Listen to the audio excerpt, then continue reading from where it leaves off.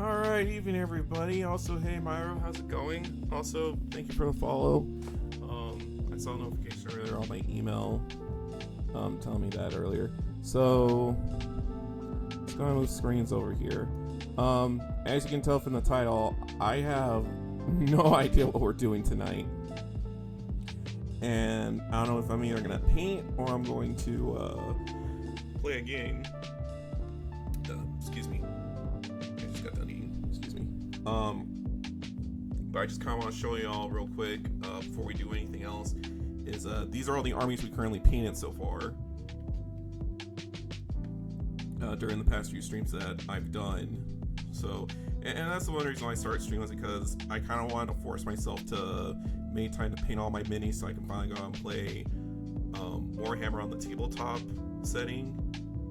And that's why I kind of want to do more of it. So by coming on here to stream, I'm kind of showing is how I'm painting, and I'm actually getting better over time with it. You know, and especially when I'm doing some of the more bigger projects or more intricate projects. So I just kind of want to show that real quick. Like, this is our progress. We do have one of the tabletop stronghold boxes. They're constantly advertised by everybody. And I'll say this, as much as everyone's like, oh, they're just advertising. Like, no, the product is real. Like, everything that you see all the Warhammer streamers talk about and everything, it is all living up to the hype. You know, especially when you have your minis magnetized to the base of it. You have 6 trays. It's super adjustable. It can definitely take a lot of abuse, and it has a nice display. It has a nice transitional plate up front to make it to where you can actually have your armies perfectly on display. And yes, you are correct. They are salamanders, Myro. So I've actually been working on these on the side since I started streaming. Although some of my more best hits are probably the ones I did off stream, which was the chaplain I did before I came over here, because I was experimenting with Vallejo's true metallic metal paint. So I've been experimenting with that a lot more. Eventually they will be decaled, and they are going to have a grimdarking put on them, but I'm going to do that off screen because the grimdarking actually takes me a minute where I have to wait 20 minutes, and then I can start slowly cleaning up with the white spirits. Get them to actually start looking good. So I want to show you a bit of a progress report here. So we are chewing through the army, and like I said on last stream, we are going to do Hammer Strike as the next mini as far as painting them is concerned. So real quick before we do anything else, let me get the wheel picker out here. And while I'm kind of setting up some stuff, I actually did get done play testing a new game at my game shop called Food Truck Fury. That's actually surprisingly fun. It's a little deck building game where it kind of functions almost like a tabletop version of Twisted Metal. So you have all these different food trucks that go around the field, that go around different spots, and on the spaces you either deliver the food to get victory points, or you can actually go after other players. There is a solo mode. I didn't try out the solo mode yet. I only play tested the group version of it. And let me tell you, the Spicy Scientist one I got, he actually has an ability. He actually has one upgrade tier on his truck called jalapeno. That's actually called the Chili Rail Cannon, and I love it. I freaking love that. Just the fact you have a chili rail cannon. And then let me see. Let me put it here. And then let me see.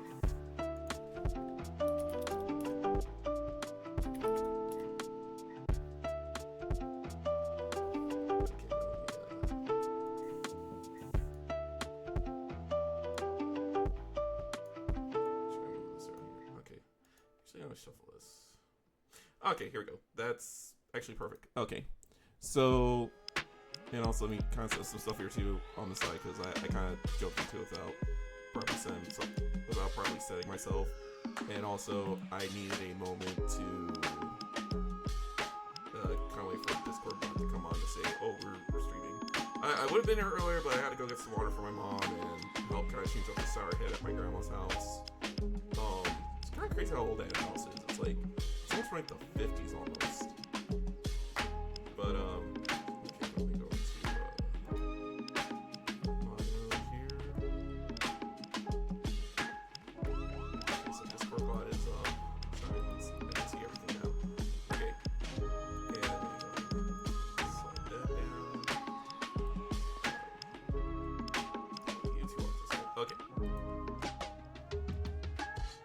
So just to kind of pull up what we're doing here. Because I see right here, we actually have our full thing right here. So we're either going to paint or game.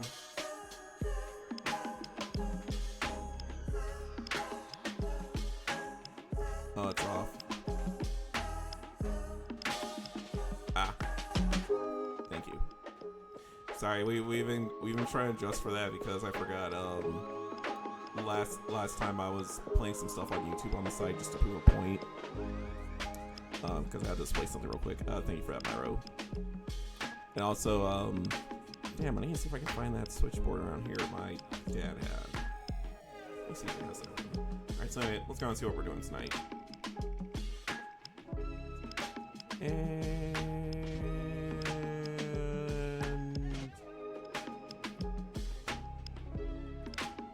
okay. By the way, Maro, is my sound good now? Are we good?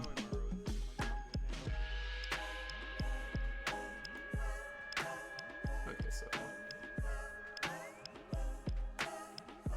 I'll take off the wheel picker. I'm gonna take these guys.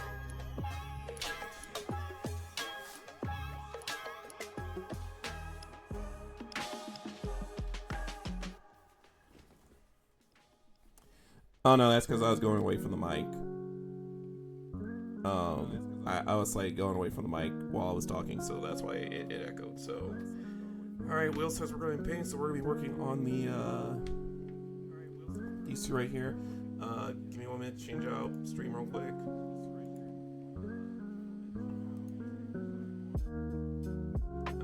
Okay.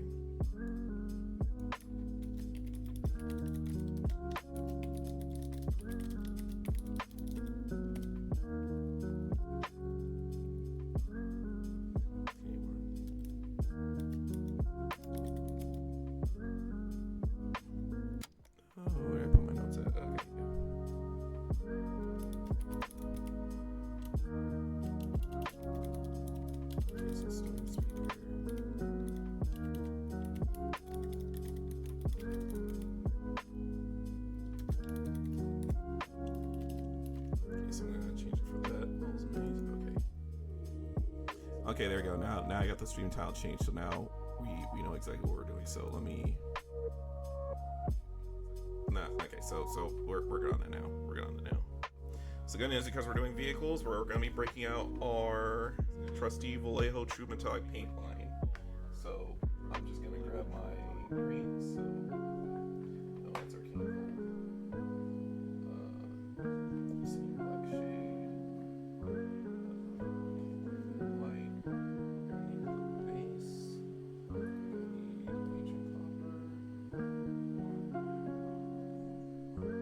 Alright, so you need all three right here. Okay, so good news is I have all that stuff set up. So emergency spare on standby. I have the red and yellows on the side. Okay, so go and scooch up here real quick.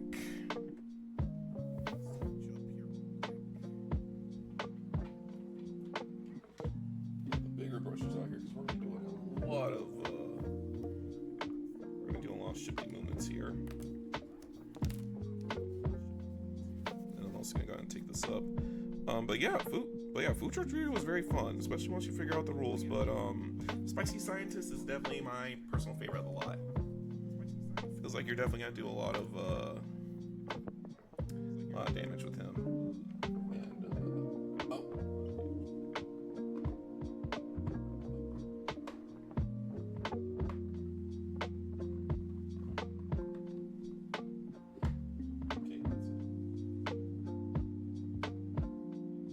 And yeah, I saw the Fall miniature game, but I wasn't able to get any of the minis for it in particular. Okay, I'm gonna need the base version out there because I'm gonna do the buttons. And then there you are. I need my trusty silver later. Okay, and sorry, I will be paying soon. I just need to get myself organized because I didn't think I was gonna be paying tonight.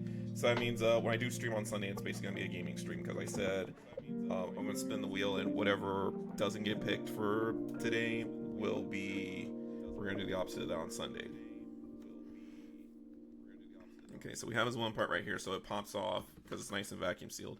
And oh, that's right, I need white because I'm gonna do something with it later. Okay, now we can get started.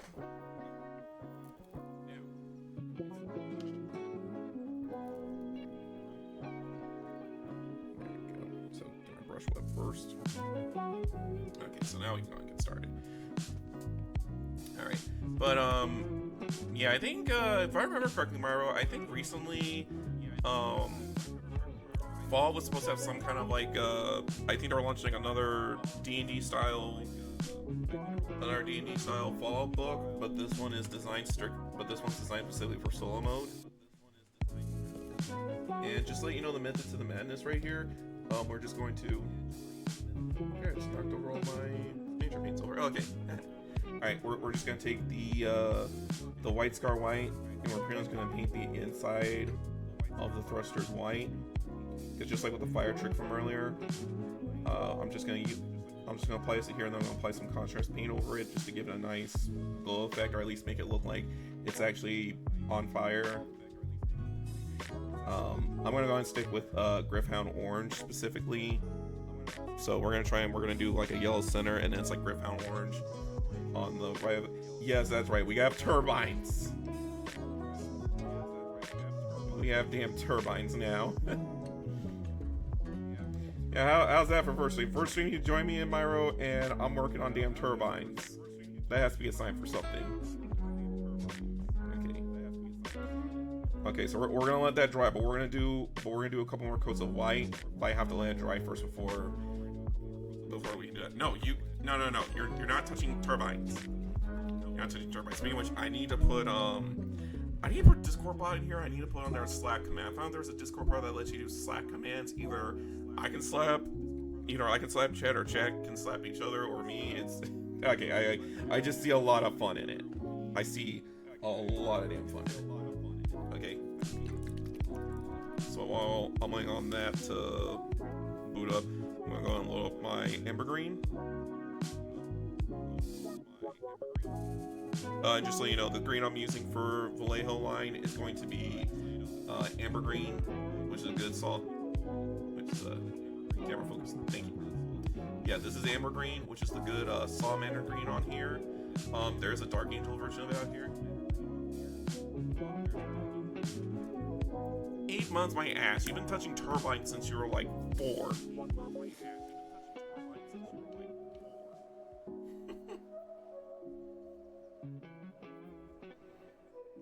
God.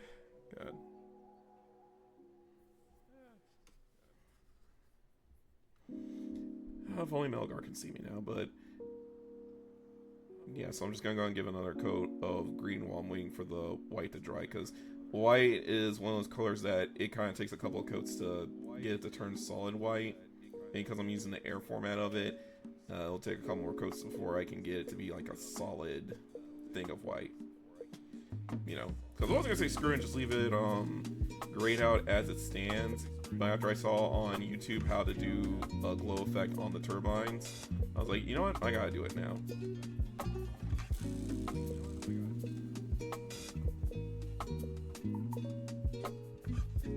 I'm just gonna go ahead and this is the Stormspeeder, not the Landspeeder, because I have learned recently through Warhammer is the Landspeeder that is advertised in the Armageddon box is smaller because it's a Landspeeder. It's supposed to be a mini aircraft, while this is the big aircraft. Well, not gunship levels of big, but you know what I mean. And also, excuse me, I'm just kind of burping on the side. So if you hear me pause, that's because I'm probably either burping or I'm probably having a cough or something. So that is me. But anyway, I heard was that GW is gonna be separating the Armageddon box into starter sets for both Space Marine and Orcs. Now, personally, I am gonna look at snagging the starter box set for the Orcs. Definitely look at paying my green guys. But as far as the Space Marine box is concerned, as far as like, is the money worth it? Oh, don't get me started on Landspeeders. I still have my first Landspeeder that I screwed up on. So, wait, how? Wait. So before we go any further, we're talking the smaller ones, right? Because this is the bigger one. This is the Stormspeeder. Or is it that one weird one that looks like that sand barge thing from Star Wars? Because I know that was like the old 2.0 version of it, if I remember correctly. That was like back when GW was like cutting their teeth on like they're just now cutting their teeth on the Warhammer series.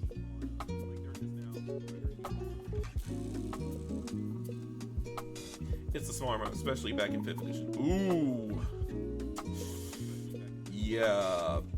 The instructions were not clear back in the day, or I don't think we had the prior knowledge on how it was supposed to work. If it's 5th edition. Okay, yeah, this one's the 10th edition one, like right here. You know, but I'm definitely looking at snagging the Orc Army box now. As far as the Space Marine box is concerned, is it worth getting?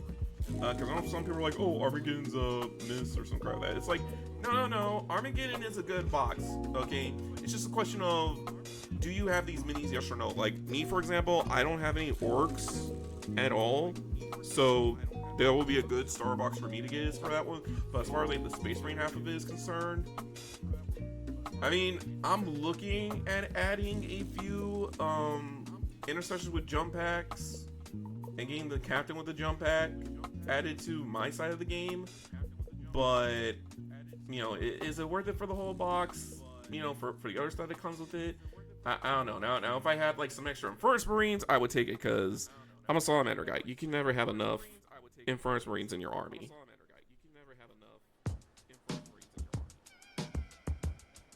You can never have enough.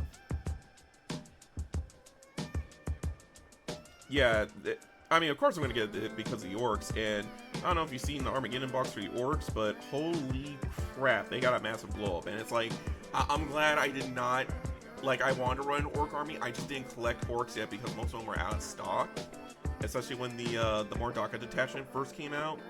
But I am so glad I didn't buy any yet, because holy crap, now I stock up on the new stuff. Oh yeah,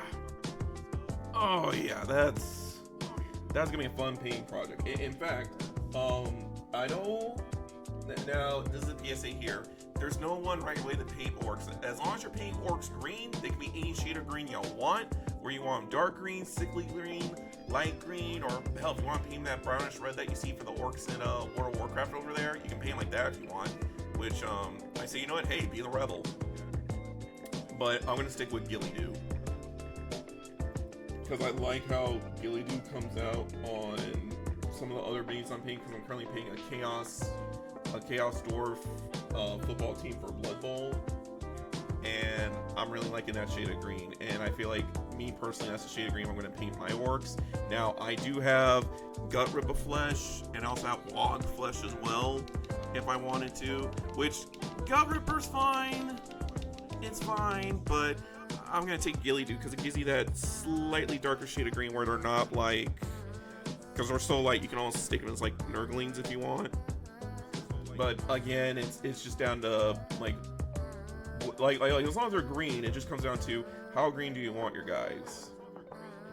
You know, unless I'm painting Death Skulls, and I'm going to paint one of them blue, and I don't know, I wish I could get a pot of like McCrag blue, cut that thing open, and I just want the whole mini in there and then just clean the paint off of it. Why? Because my headcanon is this: if I paint Death Skull, which is the blue Orcs as far as armor color is concerned, it's blue. Although I'm probably gonna do Goths just because I want to have some, but only because I personally want Dread Mob Orcs.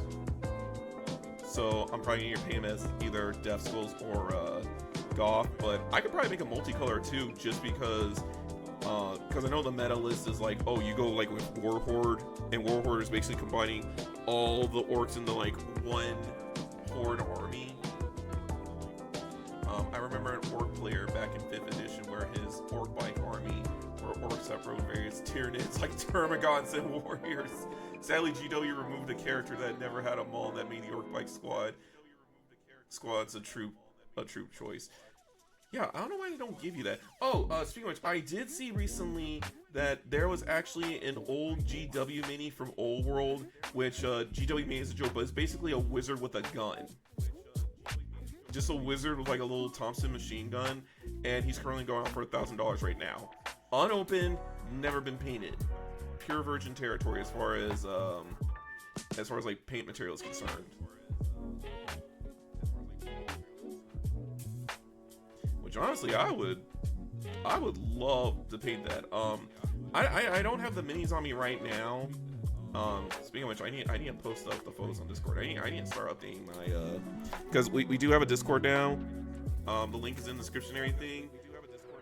And I'll make sure to make a section where I update my progress on the site, because I know I do some offline stuff sometimes. Yes, like, they took away all the fun units. Oh, hi, Jay. Oh, yeah, hey, Jay, you know, friend of mine, Myro. He and I used to run in our VTuber server a while back. Good buddy of mine. And then Jay, this is Myro. Which, Myro, before anything else, no, this isn't RJ. This is a totally different one. Okay, because I know we have another friend named Jay, but this one's totally different. Although I have talked to J-Dog, and he's doing good, by the way. He's doing excellent. Yes, he does such planes for a living. Like, trust when I say, if I know anyone that's big into turbines, or planes, or anything that flies, it is that guy. It is that guy. He's number one. He's number one. I love him for it. But, yeah, Jay, we were just sitting here talking about some of the models that GW had, and on YouTube I just found out that someone actually had one of the old joke minis, which was Wizard with a Gun for Warhammer Old World. And speaking of which, I don't know if you've seen the recent Old World models, but holy crap, the Chaos Army got a massive blow up. My God, that almost makes me, like, even if I don't plan to play Old World, I just want to get them. Just to paint, just to paint them. They look that beautiful to me. It's just like when I did the Trench Crusade minis. I want to paint them just like that. And also, one of my guys in shop, they're like, well, we don't know how the minis kind of operate. Like, how do they build? And they build the same as GWs. It's just they have like a little notch. They have like little notches in there so that the minis will actually stick together better, or at the very least, it allows you to line up your minis properly before you put super glue on them. So when you kind of paste it down, then it comes out a lot more even leveled.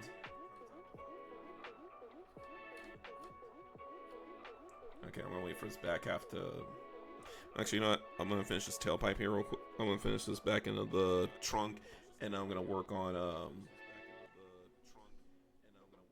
yeah, trust me, Jay. When you touch a plane, I mean physically touch a plane. Now, mind you, I touched a C-130. But when you touch a plane, it's a different experience. Now when you fly on one and you get a barf bag and you're barfing into it while the pilots are want to sit there and be dicks while doing tricks and stuff on there, that's where you know you lived. And mind you, it's a C-130, not a civilian craft. The last time I rode in a C-130, that was when I was going out the bog room. And I'll tell you this, we were packed in there like canned sardines, and it was smelling like nothing but piss, gunpowder, and fear. And occasionally farts. But damn, did you know, like, you know you're alive when you're able to sit there and say, you know what, I survived a damn C-130 ride. But okay, and then I had these glued in there because it was the only option I was gonna do. Okay, so I'm gonna wipe off my brush real quick.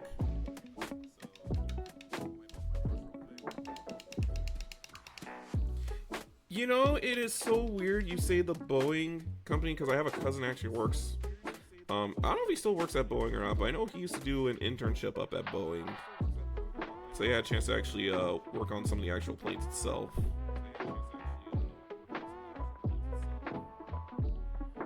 Because I know, but I think close I got the Boeing, that's why I had to mess with some of the stuff from Lockheed Martin.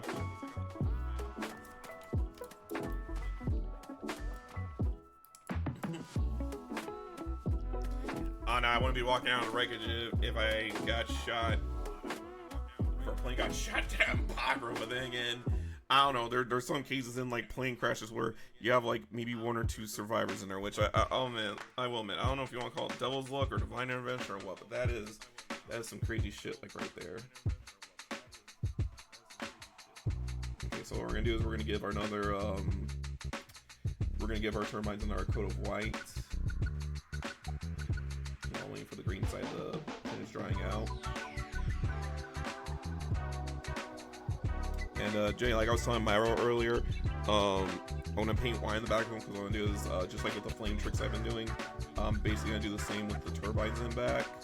So I'm basically making sure I get a nice solid coat of white in the turbine before I put contrast paint over it.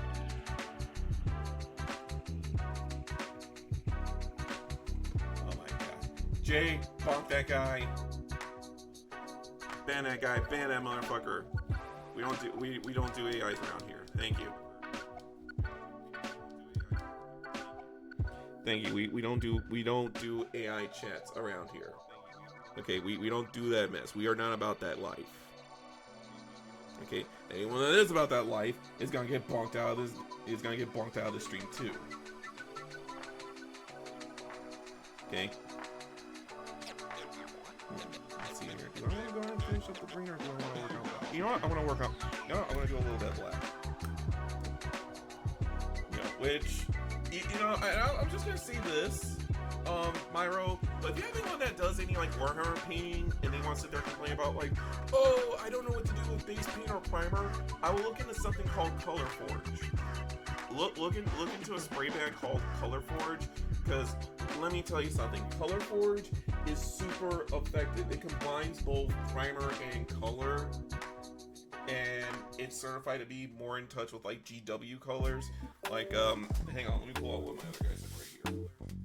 Because a while back, before I started game day animation paint, I was doing the whole, prime black, and then you have to paint the base coat on there and everything like that. And let me tell you something. The Color Forge sprays, they allow you to paint and prime them so that they're ready to go. Because this right here is already pre-base coated, ready to go. So all I gotta do is add in the little details, and that's it. And seriously, it's like, not that I'm knocking on airbrush painters, because I think airbrush painters are amazing. They do some crazy stuff. But if you can't afford an airbrush, or you're not comfortable with an airbrush, or you prefer to hand brush or whatever, you can just get some Color Forge rattle cans, and it's just as effective as an airbrush. Seriously, it is Color Forge. And no, I'm not sponsored by those guys. Just like I'm not sponsored for Vallejo's True Metallic Metal Paint, but I still support them wholeheartedly. Which, Vallejo, feel free to advertise me. Or, not advertise me. Feel free to sponsor me. That's the phrase. Feel free to sponsor me, Vallejo. I'm totally with it. I totally believe in you guys, and I'm 100% down for doing it. Totally there. Speaking of which, I need to set up a tip jar later. I shouldn't, but I should be, just in case. But yeah, because the True Metallic Metal paints is like amazing. Because since I swear, since my boy Ryan hooked me up with these, I have been looking at metal paints just completely different. So I don't have to do not that I'm gonna knock on non-metallic metal technique. And I say anyone that can actually do that, where you take all your layered paints and you layer them on to make them look like metallics, but they're not. And I'm not gonna knock on those guys. Like, if you can do that, you are insane. You're an insane maniac, and I salute you. What do you mean because of stairs? Like, they sell smaller air compressors, right? Like, the one I got was like a good, I want to say it's like $80 online. Tell you what, after stream, I'll make sure to forward that to you. I'll forward you the link for the one I got from Amazon, because that's really good for airbrushing. It's cheap, but it is very effective, and was tested. Because trust me when I say, Before Color Forge came to America, I wish they came to America a year earlier before I started painting all my salamanders. But I had to go through. Where's my thing of? You know, I had to buy 10 bottles of this Warpstone Glow, and then take some paint thinner and thin it all down to the point where it can flow through the airbrush properly. I had to take 10 of these bottles, thin it into a separate bottle, and then just keep reloading my airbrush nonstop while I was priming all these in regular green.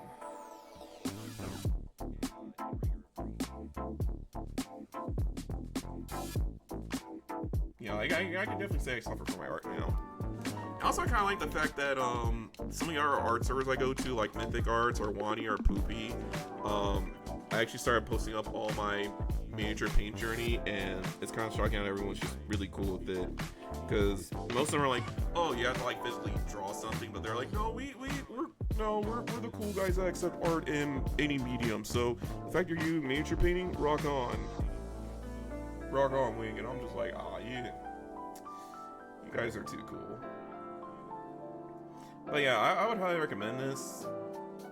I would recommend Color Forge for priming, and the Color Forge spray I have is it's actually sterling silver, which is the same as the lead belcher. Actually, I take it back because it's like, yeah, it's the lead belcher spray, but it kind of sprays on like it's like a nice polished silver, kind of like the Iron Hand steel. Because I'll show you this right now. My Ballista's Dreadnought was primed in silver, and look how clean it is.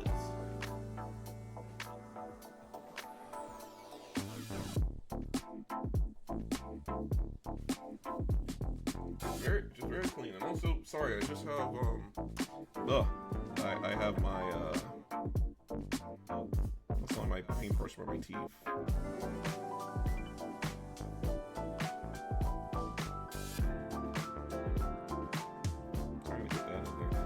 Speaking of which, yeah, Food Truck Fury. Yeah, like Jay, I just got done playtesting Food Truck Fury, which is a new game by Van Ryder Games. The guys that also have the Final Girl tabletop game, along with some other popular ones you might be familiar with, but Final Girl is like the real popular one that's out recently, and that was fun. Especially when I got to play as Spicy Scientist Truck, which basically allows me to have it allows me to generate jalapeno tokens, and I can use them for some added abilities. Which, oh my god, when I unlocked the chili rail cannon, that was nuts, because I pretty much get to have +1 power to any of my food cards when I'm battling, so I can pretty much just I can pretty much potentially one tap anyone on the board. And I fucking love it. And the cool part is this, because I playtested the game, I get a free not only do I get a free copy of it upon full release, because they're almost done, they're just going through a playtesting phase just to do some final tweaks with it, but I get a free copy of the game, and I get my name on the playtester credit roll.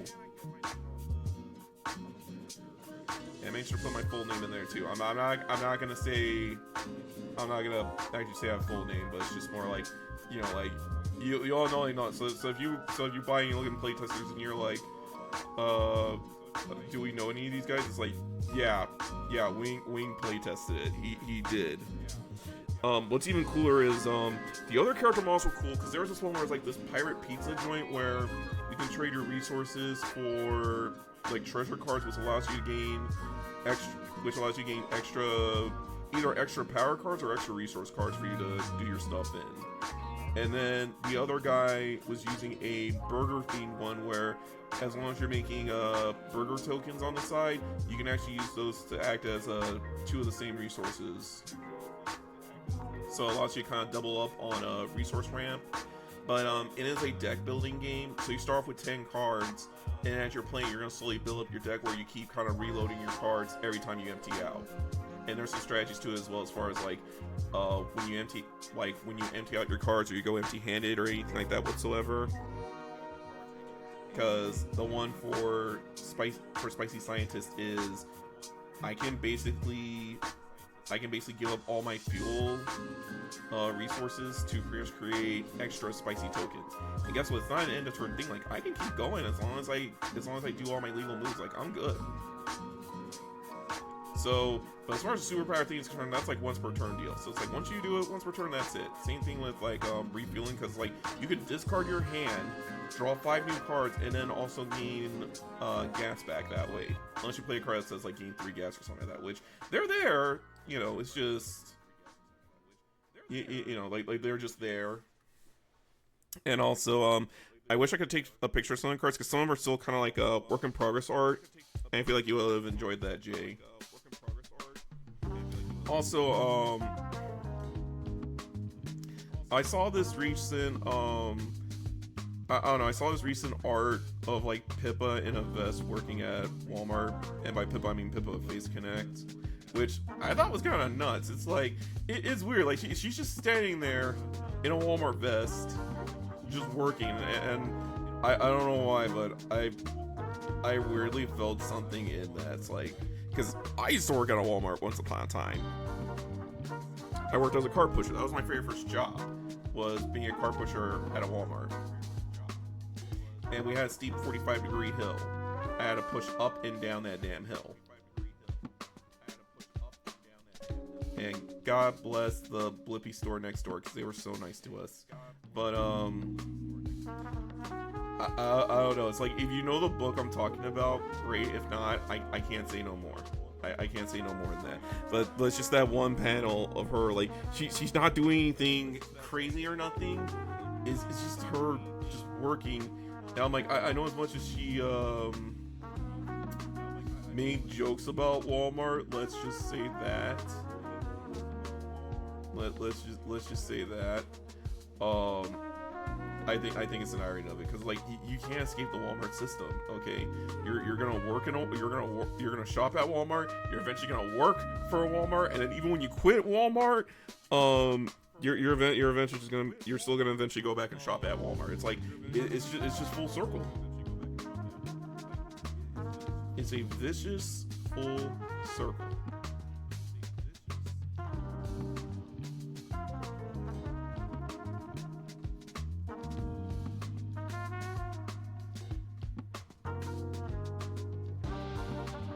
And then I'm just gonna, you know, like this part, like right here, I'm gonna leave that silver as it stands. I'm gonna leave that silver.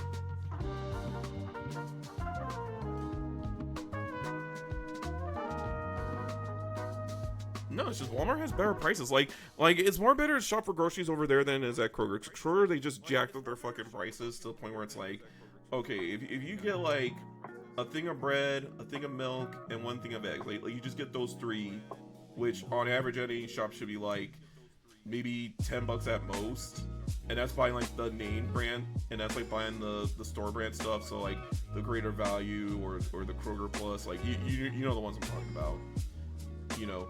So compared to that, you know, it's like at Walmart it's like $10, maybe $15 at most. But then when you go to Kroger and you buy the same exact thing, and mind you, you're buying the name brand stuff now, mind you, you're buying the name brand stuff, and they're charging you like $29 for it. You know, it's not the high end shit either. It's like, what the fuck? Yeah, I wish we had an Aldi's, but I think the one Aldi's I'm aware of, I think they went out of business. And then if I want to get to like another Aldi's, I have to drive like 30 minutes over if I want to beat the price of that. But at that point, it's like, I may as well just say fucking go to Costco. Welcome to Costco. I love you. That was a line from Idiocracy, because when they went to an actual Costco in the dystopian future, that was what the guy said, and he said, I'm paid by Costco to say that. That is my job.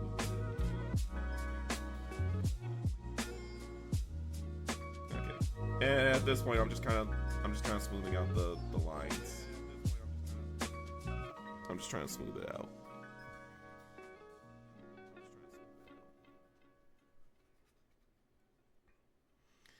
Oh, if you're talking RC Cola, yeah, that's the shit, like right there. I love RC Cola. Oh, personally, I wish they would make vanilla Pepsi. I wish they would bring that back. I love vanilla Pepsi. Been a Pepsi man, then an actual. Oh my god! You know what? You know what I need to do? I need to go see if I can find a PS2 copy of or actually was it PS1? I have to look that up later, but I gotta get the Pepsi Man game for PlayStation. Because I remember that game from way back. Also, I forgot that was the thing. It's like Pepsi Man.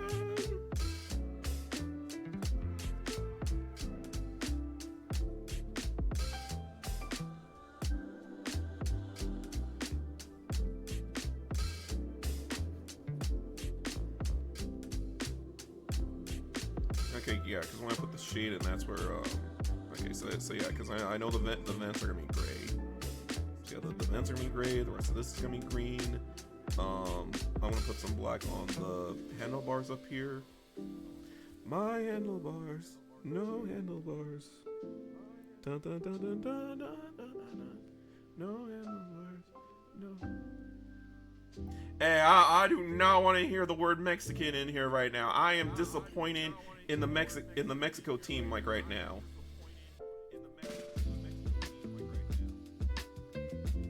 I am disappointed in Mexico. But you know what? I'm even more disappointed in America. I'm disappointed in the American soccer team. Especially after... Oh my god. I don't know what's killing me more. The fact that the score ended in 1-4. Or the fact that... Oh, like, not even not even 5 minutes into the first quarter... into the first half of football, and they already went out the gate 2-0 against Belgium.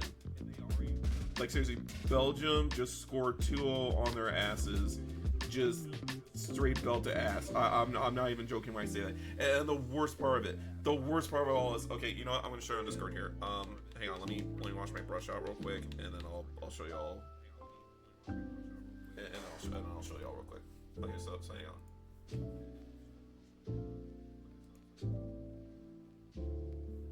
Hang on.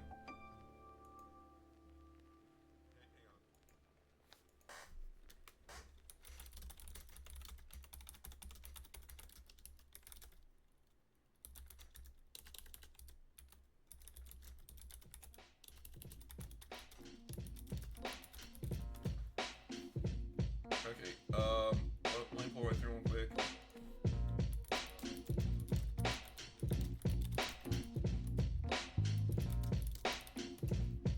Okay, hang on a second. Let me grab this. Let me grab this phone. Okay. Okay, because now y'all can see this. Okay, so I want you to take a look at this image right here. Okay, so the blue is America, yellow is Belgium. I think the guy in white is the ref. I think that is, if I remember correctly. But see number 13 right here. This mofo right here. That is the USA's goalie. So, you know, so just to make sure, just to assure the audience out here that your eyes are not deceiving you. Okay, just let y'all know your eyes are not deceiving you.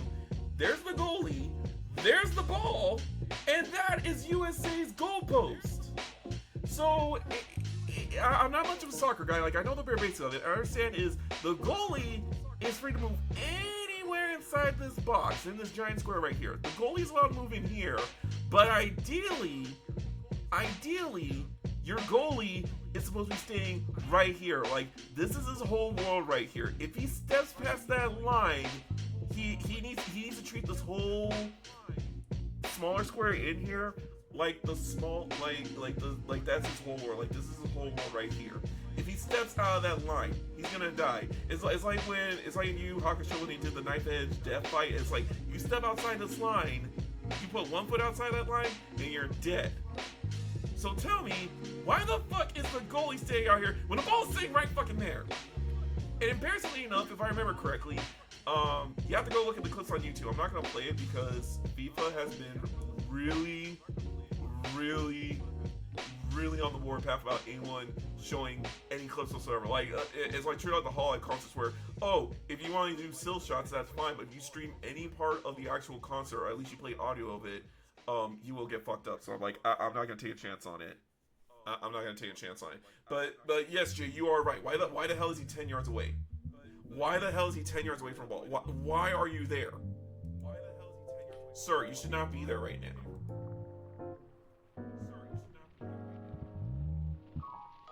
Okay, hang on. They got rid of the auto dispel. I'm sorry, I'm reading a DM for a buddy of mine because he's complaining about the cyberpunk. Let's see, they got rid of the auto dispel perk. My engineering build was removed from the game. There's a lot they got rid of in this game. Armor now, there's nothing across the board. No mods on armor. Like, come on, I can't even take my. Okay, you know what? He's right. I'm not gonna lie.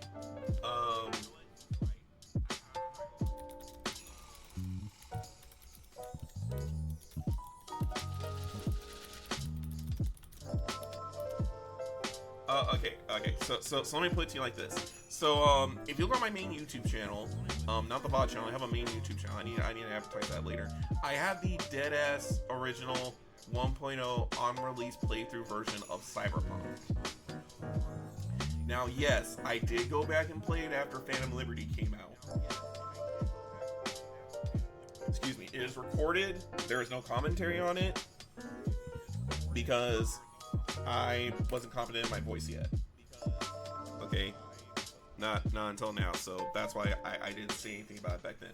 But just to address some of the other shit in there, they got rid of the auto dismantle perk, and they also got rid of the engineering build because they wanted to quote unquote simplify the system. Because the way they had the original skill tree system built, which I think it's on my videos, I do have that pulled up. It was a little more complex, or at least there was like some things that didn't really make sense, so they kind of narrowed it down where you have like the skill tree system you see in there now, but also the engineering build was also kind of reduced, because it's like if you have engineering set to max, you could potentially outbuild anything in the game, but they actually reduced it to where you're more effective with your tech weapons. So tech sniper, so pretty much all your guns in the game that can pierce through any material whatsoever, you're pretty much got a massive buff on that. And then hacking got heavily nerfed to where you have to stack more of your debuffs on them, which I mean I say nerf, but it's actually still as busted as before. You just have to be a little more smarter about it, and you also kind of combine a few different things. But otherwise, it's still as busted as before. It's a little different because you have to stack all your debuffs on there now. Instead of going like one massive debuff and then have everything die, or do that one poison exploit of. Okay, yeah, I think this is why enough as is. Myro, if you're still in chat, this is about as white as it's gonna get right here, buddy. So as soon as that dries, I'm gonna hit it with. Hey, it's Shadow. Man, what's up, man? Also, say hi to my good friend Myro in chat. Myro's a buddy of mine from another VTuber server I used to hang out with, and that guy, super into turbines. Good guy right there. But yeah. So yeah, I just got done. I just got done winding up these. So later on, I'm gonna hit it with some contrast paint, just like how I do my flame effects. I'm gonna hit it up here where I'm gonna basically try to do Imperial Yellow on the center, and then I'm gonna use the orange, to kind of give it like a little bit of like a rim around here, and then I'm gonna use red on like the very tip of it where it has like a nice burning effect. But back to what I was saying before with Cyberpunk. So with the 2.0 update, they pretty much changed the whole entire system where it's a lot more simpler and more streamlined. And also they want to correct some of the more overkill builds everybody had as far as net runners and melee fighters are concerned. And they also made the Sandovich a bit more of a viable thing, or at least they give you more interaction with that, so you have more. So it kind of makes it a more enticing option to take up the Sandovich or bullet time. You know.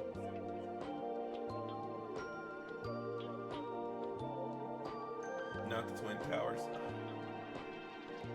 You know, over at my base, we had an actual piece of the wreck. We actually have a small piece of the actual wreckage from the Twin Tower itself that we have set to the side on the deployment line for all our boys about to deploy out, or whenever we're about to, or we're getting drilled on that. They have that saying right there. There's a saying we'll never forget.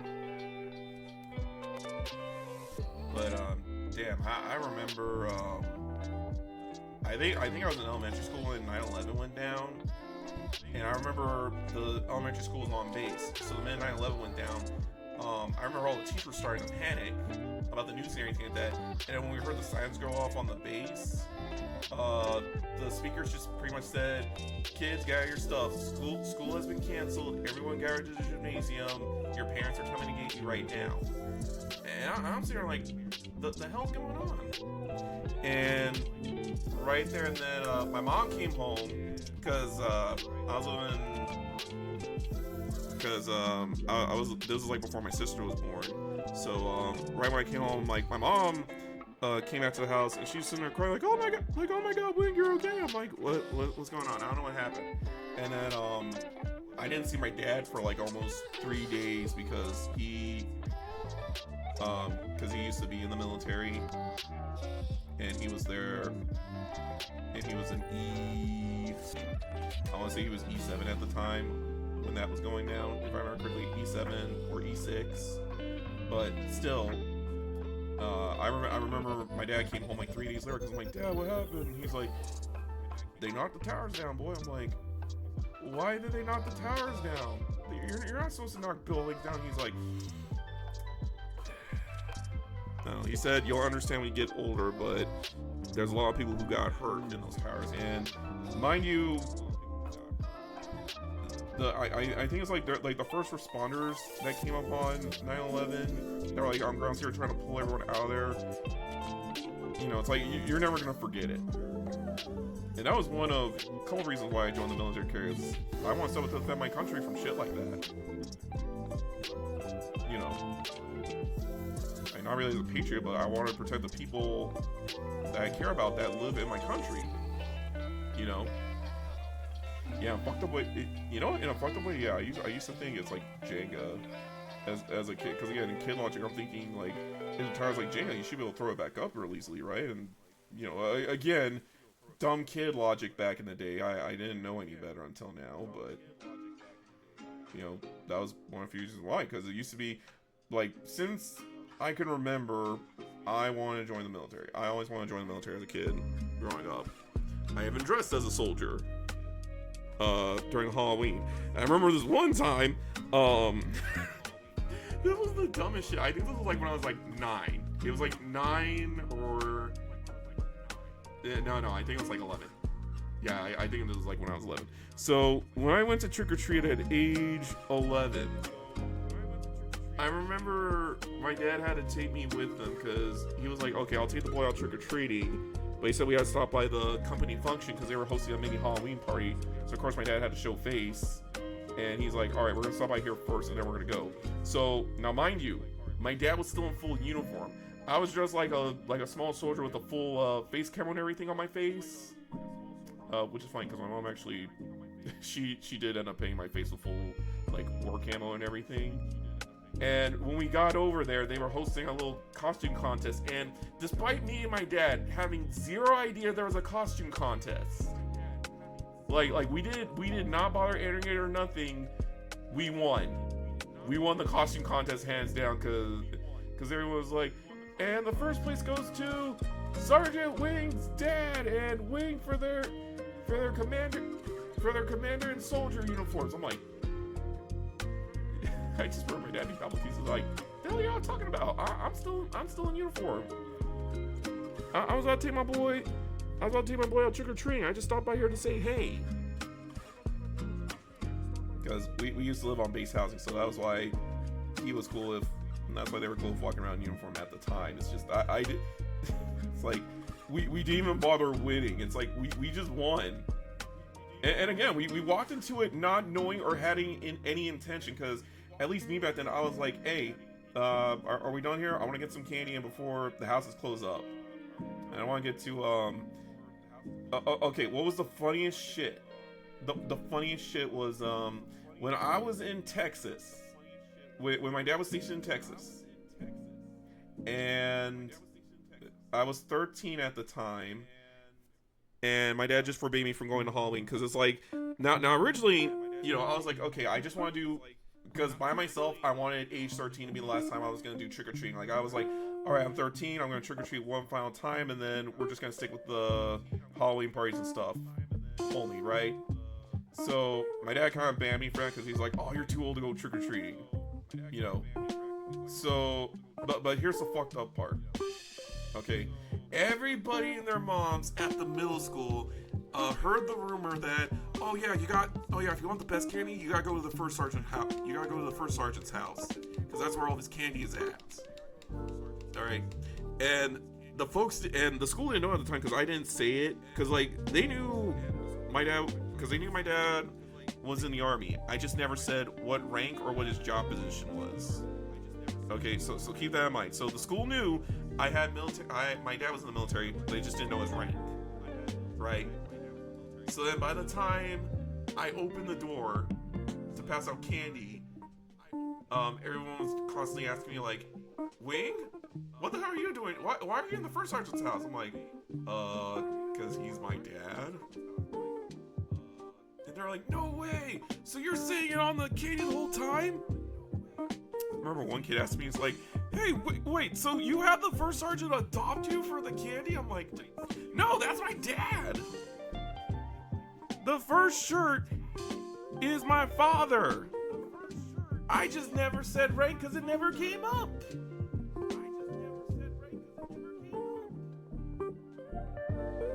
But yeah, that was the craziest Halloween ever, because at that point, it's like, I think I almost greeted everybody in the damn high school. Even the principal of the middle school came out and was like, "Wait, this is your house?" I'm like, "Yes!"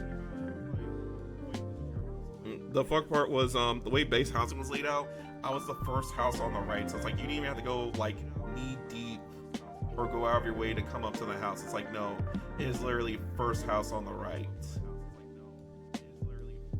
First house on the right. As soon as you get in through the base gates, it is first house on the right. Oh god, oh my god. No, okay, I got it right. This was even funnier. Okay, so we were still in Texas, and I was just now learning how to ride a bike. I just learned how to ride a bike, and my parents sent me to go get milk. Now, across the street is like this little guard post shop. It's like a mini gas station, like very tiny. Okay, so I went over there, but the place was closed. So I ended up going up to the gate guard, that was right behind me, and I was like, "Sir, I need to get some milk. Where do I get a gallon of milk at?" Because my dad said, "Don't come home until you have that milk," right? And so the gate guard told me, he was like, "Okay, you just gotta go to the commissary." "Where's the commissary at?" He's like, "Okay, you're just gonna follow the fence all the way to the end, and when you get to the end of the fenced off area, you're gonna turn left, and the commissary's right there." And it's like, okay. So I go into the commissary. I get the milk. I had to get like one of the employees to help me get it, because they were like, "Sir, do you need help with that?" It's like, "Yes, can you help me get the milk from the top shelf?" Because they looked at me funny, because he's like, where are you going? Like, what are you doing? I'm like, "I'm getting milk for my dad, because he told me to not come home until I got the milk." And right when I got to the commissary, now this was like, while I was doing that, my dad was sitting there panicking, because he's like, what is taking my son so long to get the milk? It should be a 5-minute trip." So of course he starts panicking and starts calling up his guys. And of course the gate guard's like, "Oh yeah, I saw a kid asking for milk. He went all the way down the street to the commissary." So my dad, in a panic, got in the car, like he was speeding all the way down to the commissary, because he got scared at that point. And while he was driving in a panic, he ended up passing me by. Because at that point, I'm riding down the street with the milk in my backpack, and I'm coming back home. So by the time I got home, I'm like, where did my dad go? And by the time my dad got back, because I heard him yelling for me, he's like, "Oh my god, we need to find my son." And he's like, "Dad, I'm right here." He's like, "Son, where the hell have you been?" I'm like, "You told me to come home with the milk, and it's in the fridge." He's like, "But I told you to get it from the..." I'm like, "Yeah, but the place was closed. He said don't come home until I got the milk." So I asked the nice guard guy up front, and he told me to go to the commissary down the street. So I did that, paid the people, and went home. "Oh, did you pay them?" "Yes." "Here's your change." my dad just looked at me stupid, like he's like in my defense, you did say don't come home unless I got the milk, and you know that's the one thing as a kid is don't ever be too literal with kids, because I swear to God we will do it. Oh my God, just or I remember this one time like in Alaska, my sister was born at the time, and we had like this house party going on at the time. So actually no, it wasn't a house party, it was a backyard barbecue going on at the time. So my sister, unknowingly enough, she wasn't feeling too well, so she went back to my room unknowingly enough. So right when everybody was like, hey, where's your sister at? You know, where's your sister at? So we all started panicking, and we all, and you know, we went on a whole neighborhood watch of trying to like find this girl. And it turns out, like I said before, she was not feeling so good. So she ended up going back to, because I had to share a room with her at the time. She ended up going back to our room and just fell asleep. And I didn't realize that until, because I went back inside to use the bathroom, and I realized my bed looked lumpy for some reason, and that's when I found her. So I was like, she was never lost, she was just sitting right there, asleep, and that was it. So that was nuts.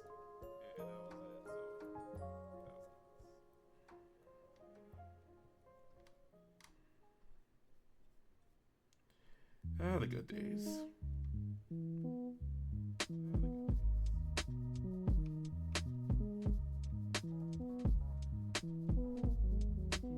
You know what? I'm probably gonna hit one more coat of white before I say I'm perfectly happy with it.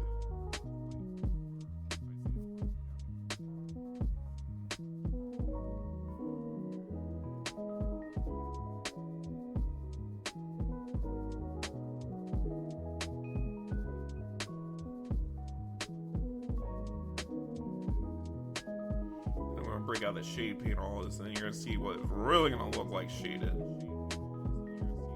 Really, y'all ain't ready for that mess right there.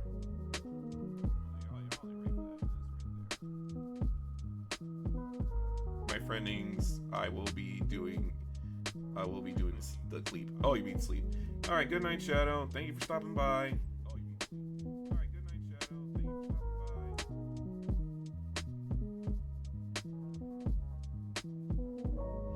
Also, Jay, I was playing Food Truck Fury earlier today, and that game is fun. I'm gonna get a free copy of it because I helped them play test it. Also, I did tell the guys, like, okay, like the little player markers that you guys had out there, you should make like a spare set of them to convert them into keychains. And personally, I buy one. It's like, even if you don't sell the game, that would be a super easy cash grab, like right there. It's like you can make keychains because the food trucks look awesome. Oh yeah, get this though. They said to determine who goes first, it's like first player who ate at the first person who ate at a food truck recently, which was none of us. So I was like, okay, just for sanity's sake, who got here first? One of your players said I got here first, so I'm like, okay, so we're gonna start with you, and we're gonna go clockwise for tradition.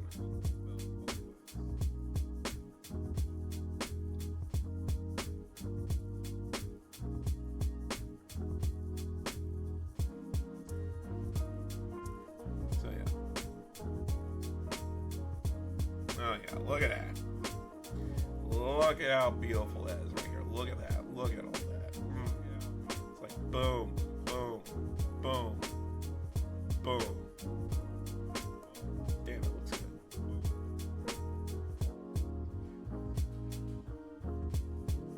Oh yeah, that's right. I need to put I need to see if I'm putting some lights back here on this thing. Is there lights back here? Okay, just that. Okay. I got painting on the character leader. As far as like, because I know some folks are like, you know what, I'll actually show you this real quick. I just gotta be careful because the magnet's kind of strong, so if you see the camera get a little wonky, it might be because the magnet's just that being strong.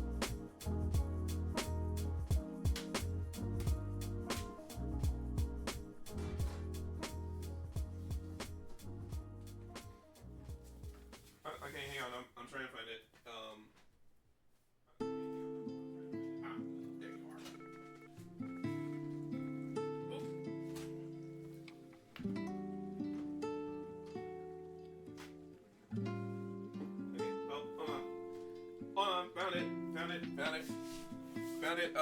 Okay. Nobody panic. I found the thing. I think I found the... How'd that go from Dumb and Dumber? I think I found the stew. Okay. Now, as far as like how this is gonna stand exactly is concerned, now this is something I bought off of Magna Baron, where it actually came with actual flight stands. And the reason why I put a paper towel in there is because it makes a lot. It's because I'm gonna need it later when I do the painting of the base. Because I'm gonna redo the base layer when I get the actual volcanic material. But what I'm gonna end up doing is I'm just gonna put some different texture paste on here. I'm gonna have it cover the rock too. I'm gonna have the paper towel right there, so this way, when I try to pick it up, then it'll actually be good. But this is like a strong magnet too. So that's why I kind of do it. So I just sit on here, and then as you see, I have another magnet right here. So just, oh.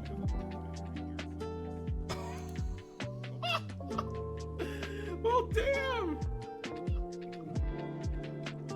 Okay. I'm gonna have to remagnetize that later. I'm gonna have to get some. I'm gonna have to super glue that some of eventually later then. Okay, because wow, all that stress testing on here was just for nothing. But anyway, there's an actual flight stand that kind of goes right underneath here. Okay, yeah, I'm so embarrassed right now. Okay, so the magnet stand, I'm going to need to rebase it and remagnetize it, but it's supposed to sit up here like this, to where it actually simulates the flying effect. So it kind of sits up here like this. And the magnet kind of broke off of it, but I'll have to properly remagnetize it later, because I know with some of my other minis, it's like, oh, the magnetization effect is fine. In fact, hang on, let me take my scraper tool. Let me see if I can. Oh.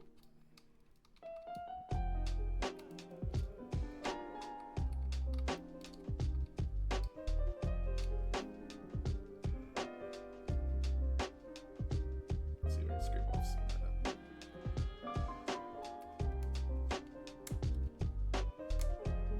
Damn, like I had this thing saying magnetized for months, and then all of a sudden it just now snaps in half. But that's what I'm saying. Like the Magna Baron magnets are like strong. Like see that shit? It snaps there like that. And it takes a lot of effort for me to kind of peel it off. That's reason number 2 why I had the son of a bitch. Nope. And that's reason number 2 why I have the paper towel in there, is because it makes it easier for me to try and pull it out. So yeah, I'm gonna need to remagnetize this later. Wow, I am so embarrassed by that. I am so sorry y'all had to see that. Yeah, so I guess I know what we'll be doing off stream Saturday. But it just goes to show that yes, they're that powerful with magnets.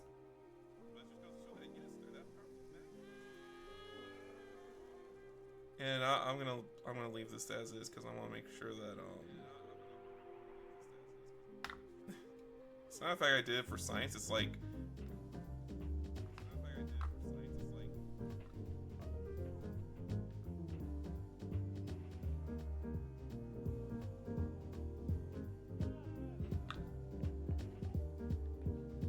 this is not out of science. This was just more like a happy mistake that happened. But yeah, I'll need to retool the vehicles, because yeah, that Magna Baron stuff is like strong.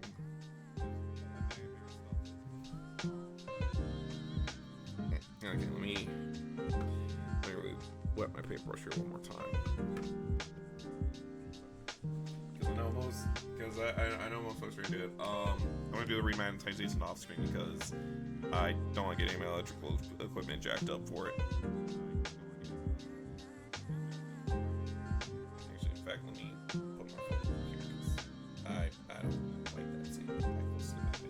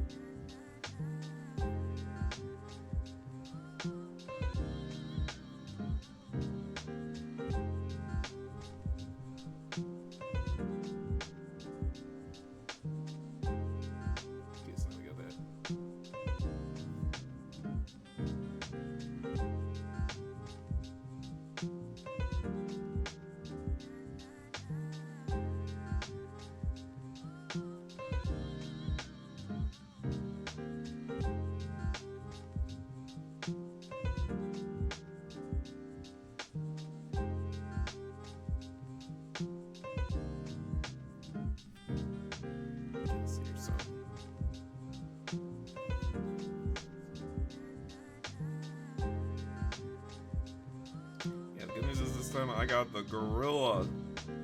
I got the gorilla glue. So yeah, I got the strongest glue right there. Make sure that guy ain't gonna go nowhere. Also, make sure I magnetize the Redeemer too, because I have to do the other corners as well. Okay, so.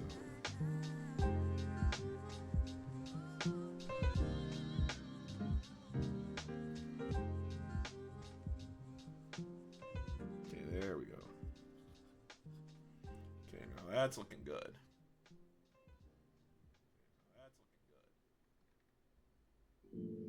Yeah, that's why. Yeah, that's as white as it's gonna get, like right there. So.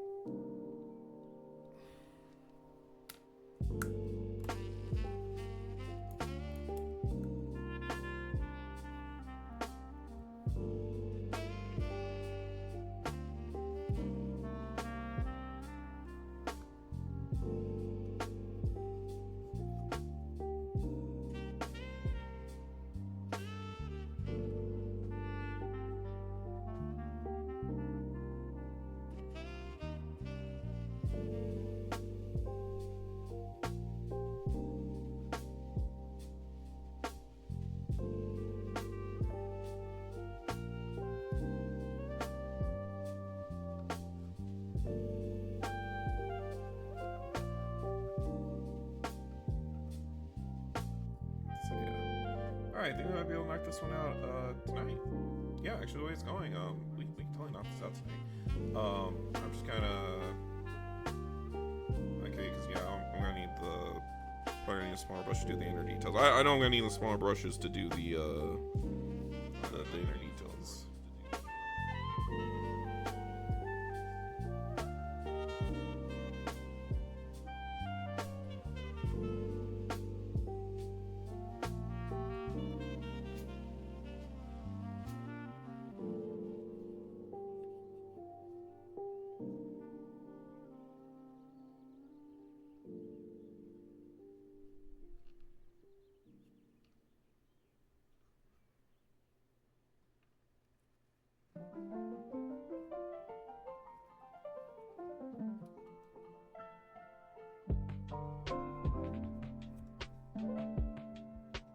Huh.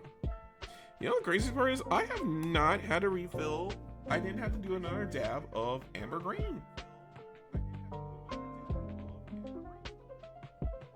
Okay, so yeah, I'm that damn good, or because the way I'm kind of spraying my paint like right now, it's actually spraying perfectly where I barely need to add on a second coat.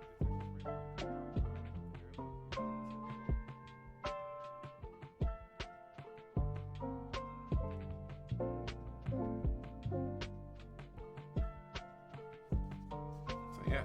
Okay.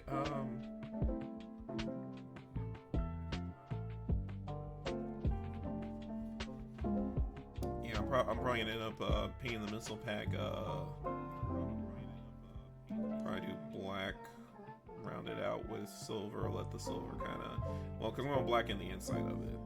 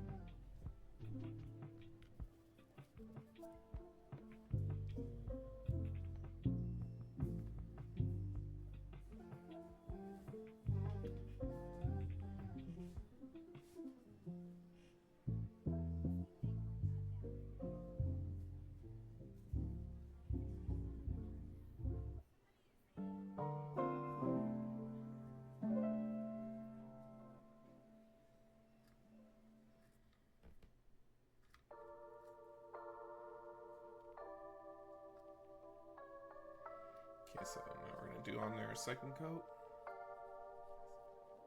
just to help kind of even it out.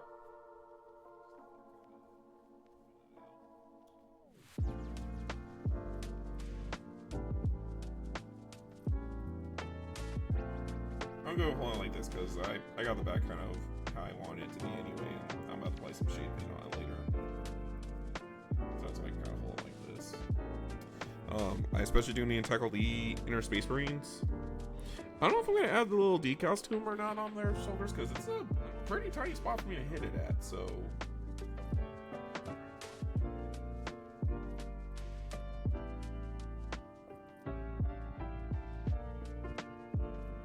Okay, I'm just gonna use a smaller brush for. Oop.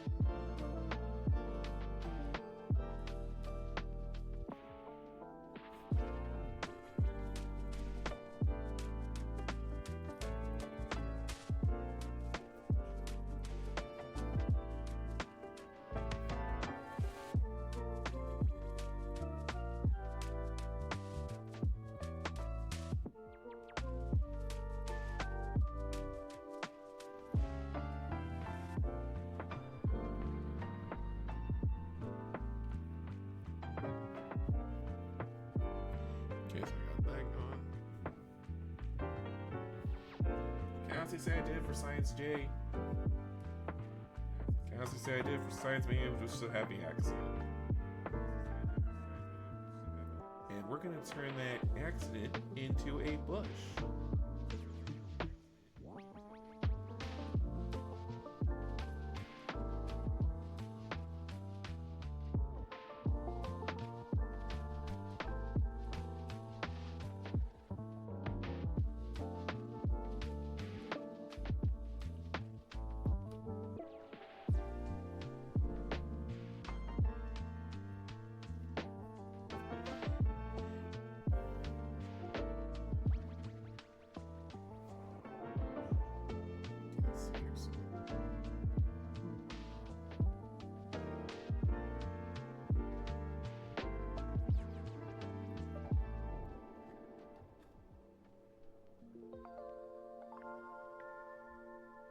Okay, because I'm going to take the smaller brush and save it for that when I do the detailings on there. And then the gun. What am I going to do with you? Because I'm probably going to make it... Yeah, I'm probably doing this black. Black on here, give it a silver rim on the side, and then...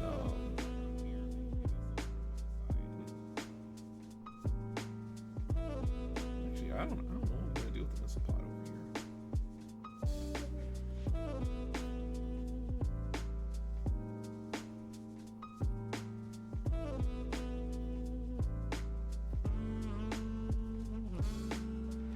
Okay, and then I don't know if the camera's gonna focus on it too much, but okay, here we go. I'm gonna try to paint the small consoles right here. I'm gonna see if I can do that. I got the smaller brushes to do it with. I just gotta make sure I get in there and do it. But yeah, I'm gonna switch to smaller brush now. Then also, just show you right here. These are all the dab marks I've been making in my paper towel, like right here. So,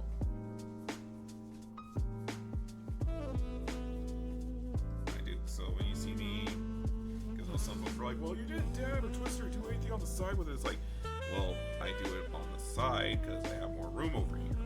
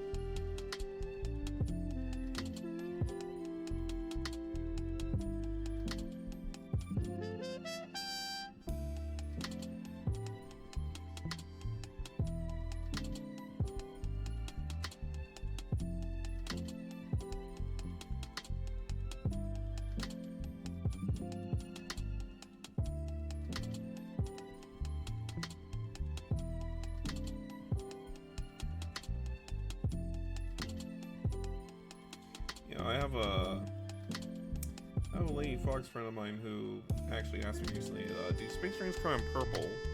And it turns out, yes, they are called the Hawk Lords, which are the successor chapter to the Ultramarines.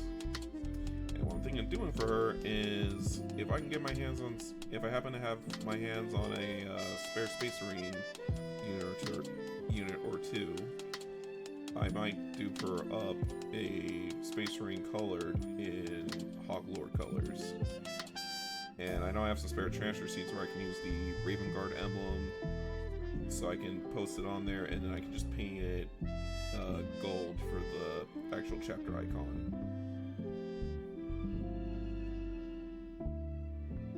Most people are like, well, it doesn't look black enough. I'm like, it'll be black soon, just give it a minute. I'm gonna leave that gray because I want to be nice and steel right there. So I'm gonna do the steel effect for that.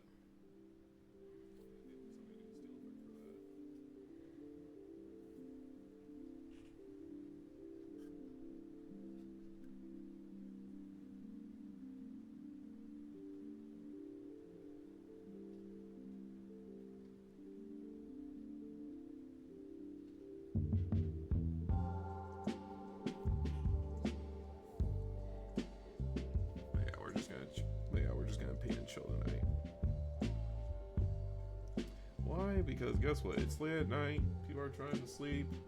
Maybe they just had a long day, or maybe they just can't sleep. And I'm just like, you know what? Let's just sit up and vibe out.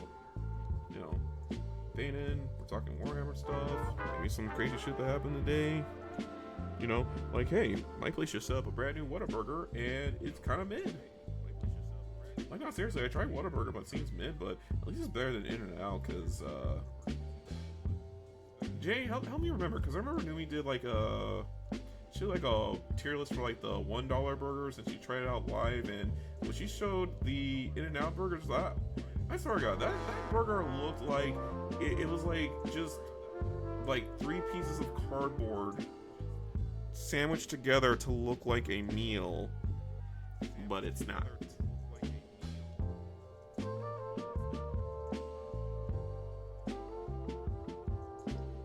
Jay, they're still $1 burgers. They're just $1.50 now, after tax, of course.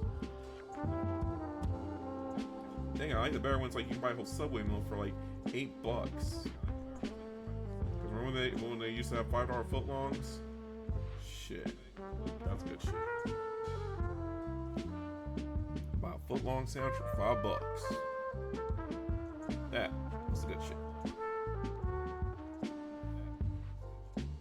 Okay, you know what? Because these are the... Okay, now we are going to tackle the inside.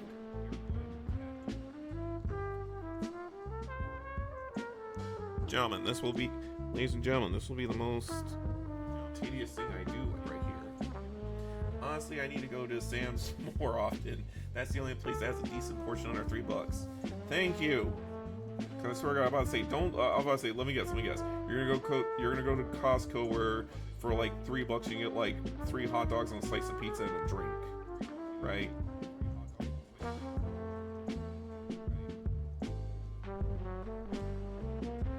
I'm trying to say, almost every one of their mothers, at least near me, always say, okay, we're just gonna go to Costco and get the dirt cheap stuff, which it's not bad, but it's like, you know, it could be better, but it's not bad. It's not bad for $1.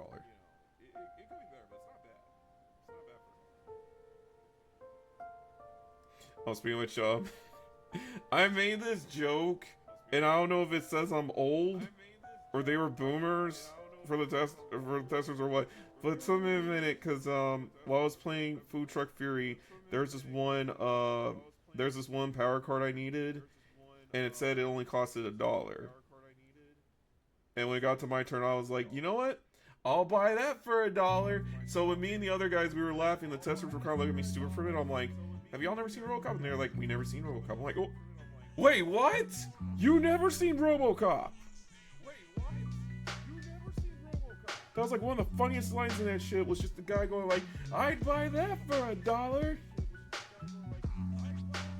Like, damn.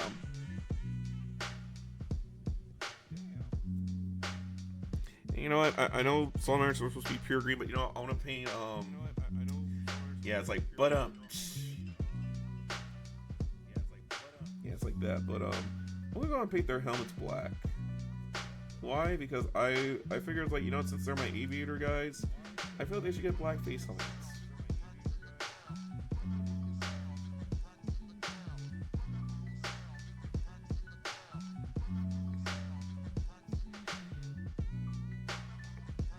Okay, this is the part where it's gonna get a little tricky.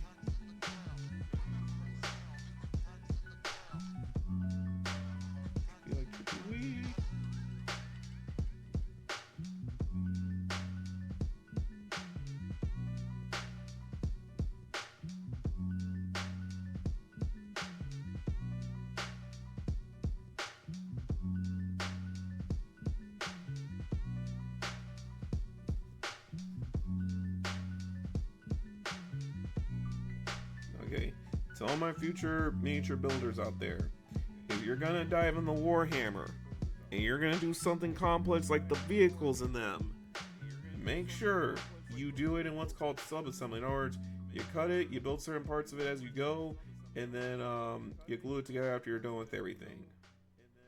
Okay, it's kind of like build, glue, and paint as you go.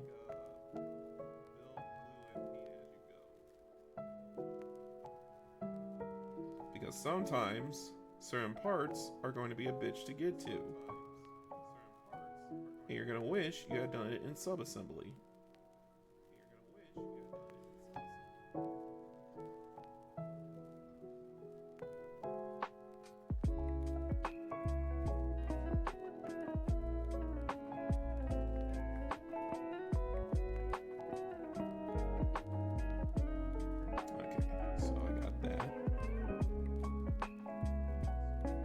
So it's just gonna be coating it all in green. Well, green with a little bit of yellow, but I don't know if I'm gonna be able to get the eyes in there or not. But I guess we're gonna find out.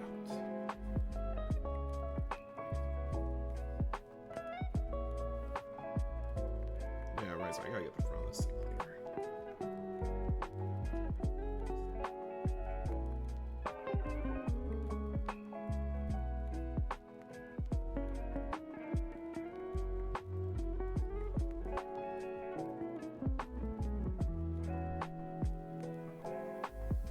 Folks are probably gonna say, Wing, just use the tinier brush, but it's like, well, here's the thing, I need a small but a long enough brush to get up in here.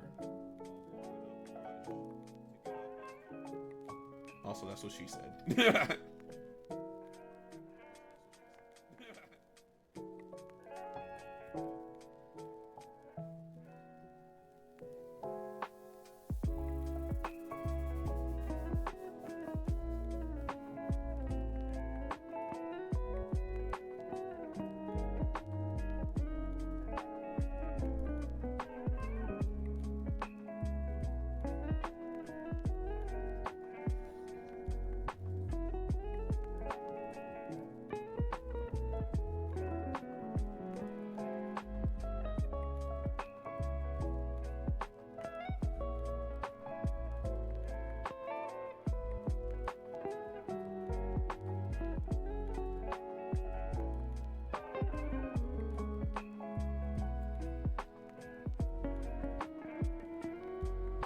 Oh, don't give me all Jay. You know it's funny.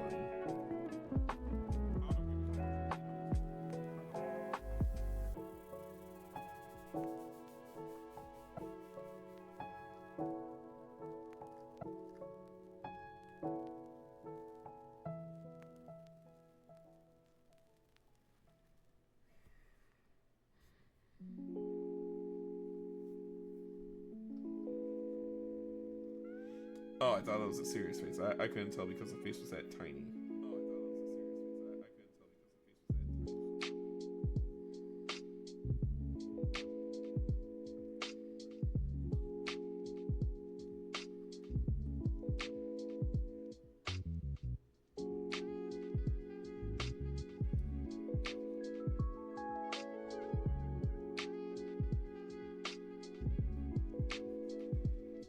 Okay, I'm not gonna worry about the legs because I Yeah, there ain't no way I can get the legs down here. I mean, look at that. That's. I'm gonna try, but no promises.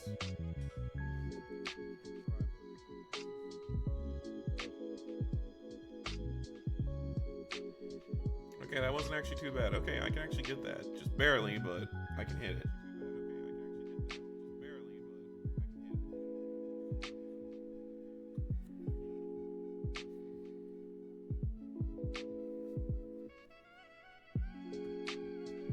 By the way, Jay, did you catch the trailer for Irewonk Jan? I know they're posting up some clips of it right now. It's like Food Wars, but minus the fan service.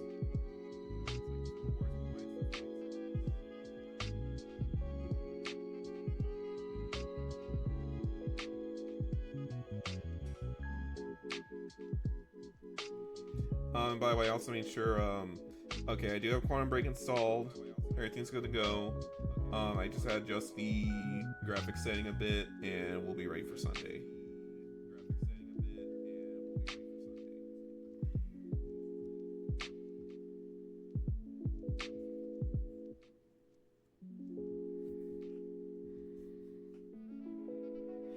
Oh yeah, wait till you see the later shit Jan gets up to in that show. That is freaking nuts.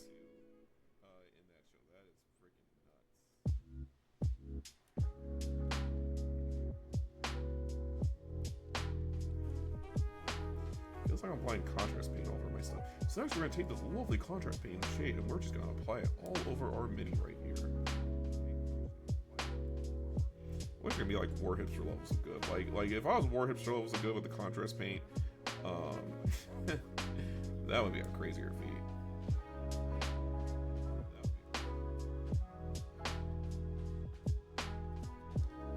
I can be as good as my boy Ryan because never saw Food Wars outside of the clips, but it seems like it knew its target's audience and appealed to them ferociously. Yes, they did.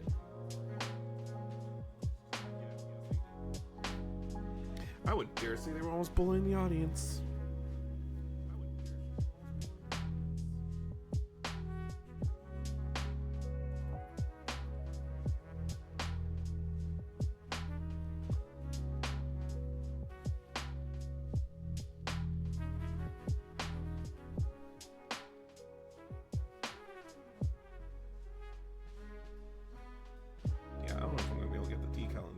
I can do the decal on the right one, but I don't know if I can do the left one here. So I think I'm gonna make the decision to say I'm gonna put on the left one right here, and then I'll put like some amount of markings on the side here somewhere. I gotta figure out something for this, like right here.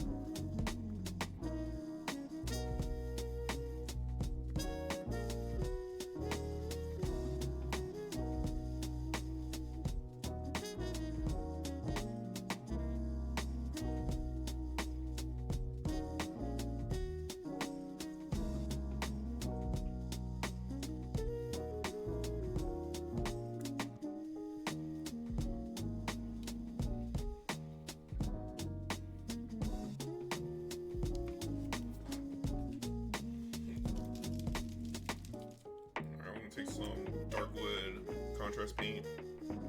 I'm going to do it around the back of the chairs right here.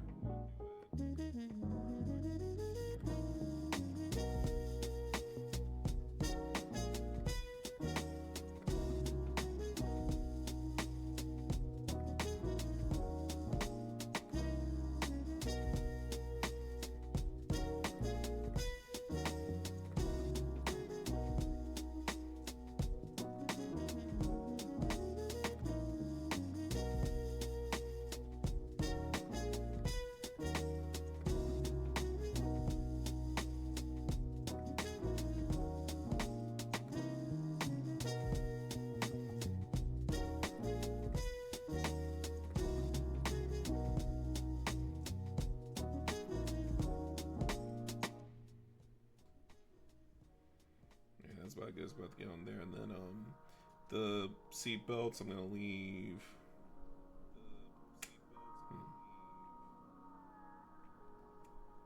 Do I want to leave that steel or should I leave that metal?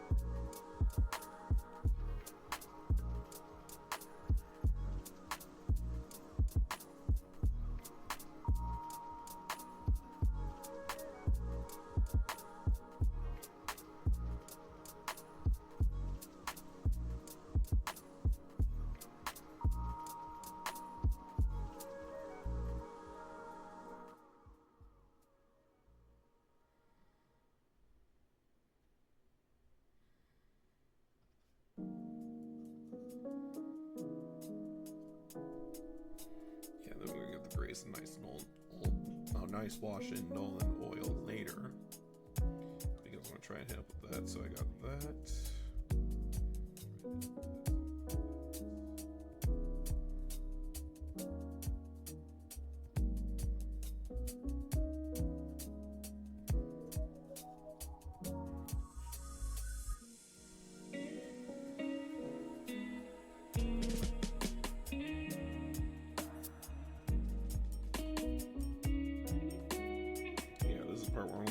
Very tiny brush and a very steady hand.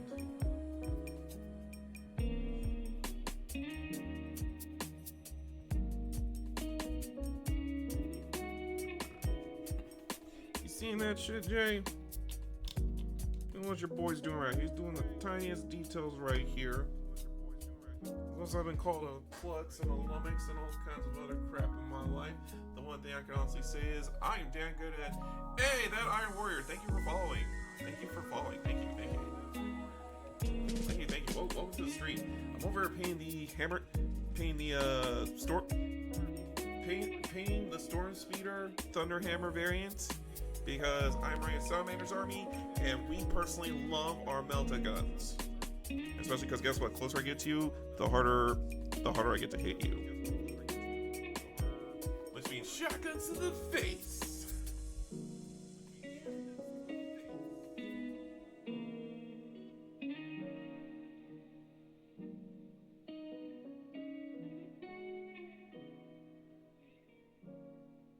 Also, I've been keeping up artillery. Well, more like air artillery, to be honest. Although, I would say Def Krieg would be more of the artillery army. Actually, no, I got my artillery unit right here. My ballistics dreadnought right here. That's my artillery.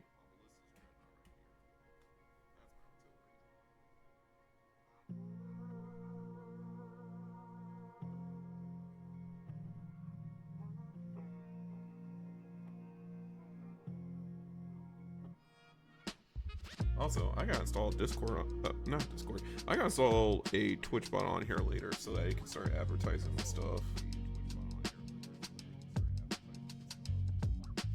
Because I know I have a server, and great. Is this how Nui is half the time when she tries to advertise merch? It's like, I have merch, but I forget to advertise it a lot.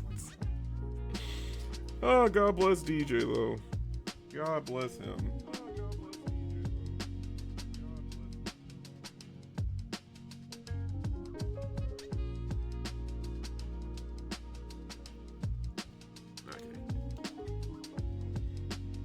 I was doing up my army so far, but let's get up close and personal. Okay, see, I was gonna use the actually.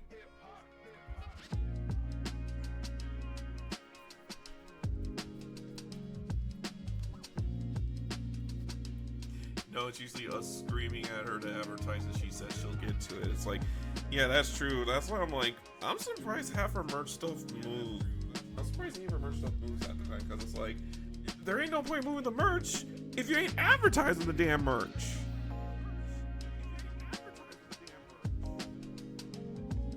You know, like, damn it, anyway, I love you and all, but girl, you gotta advertise it.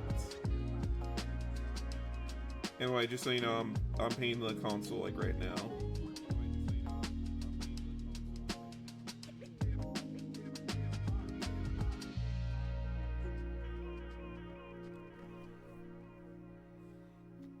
Okay, so just like everything's signed stuff. Well, no, I have two things signed by Nui, which is the OG first signing poster she did, and the signed album from when she did Perceive Me.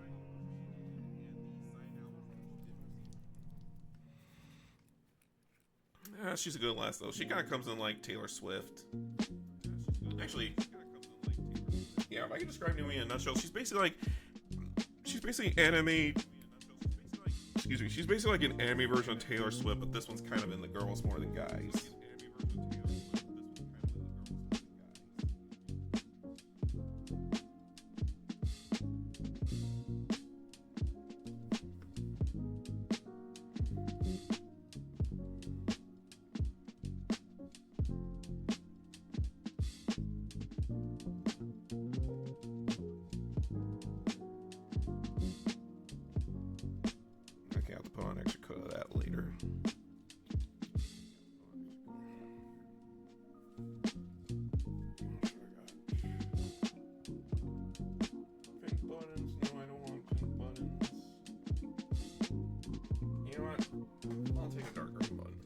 Actually, you know what? I'm stupid. I should use dark green instead.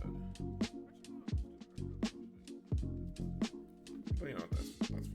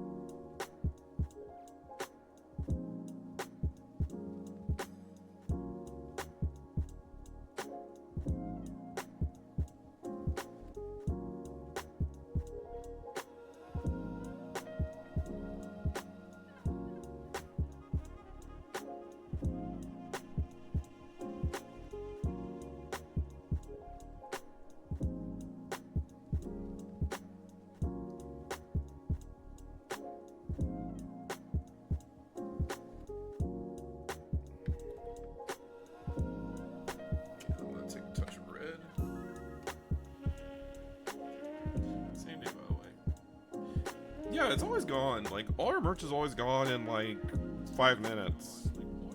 Like, whenever it goes live, you have... Actually, no, not even 5 minutes. Like, you only have, like, what? Like, maybe the next 2 seconds before it goes offline.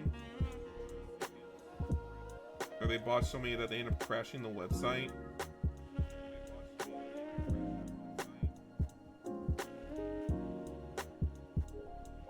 Oh, yeah. Look at that. Look at that right there.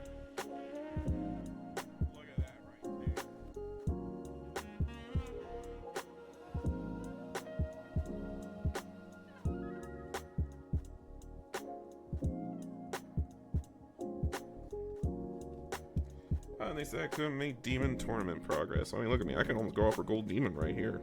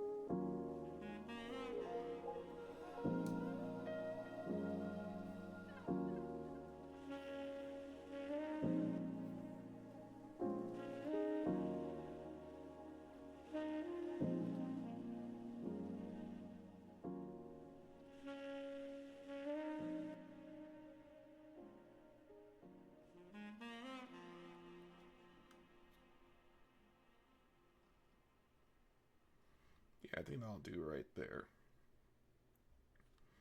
Okay, now before I do shit else.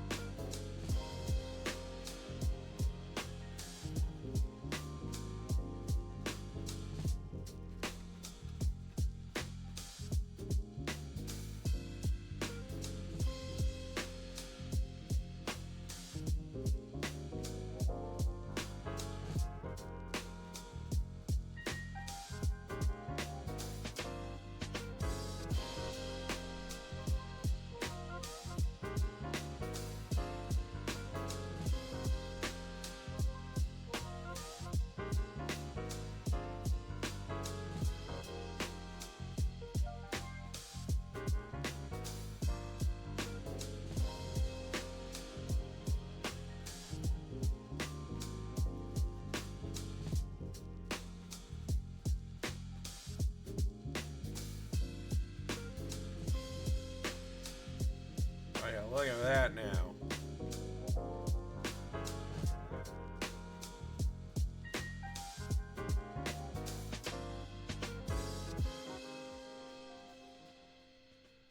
Ain't exactly a bright glowing effect, but it definitely does give off a good glowing effect, like right there. Especially redlining the rim of the red a bit, just so it has like a nice little transitional effect. So basically it's blending in the...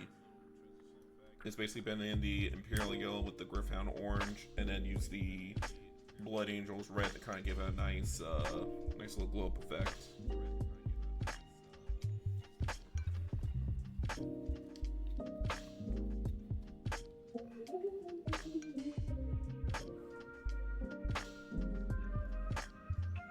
I just gotta remember when I'm doing the Grimdark thing, I gotta keep it out of the exhaust.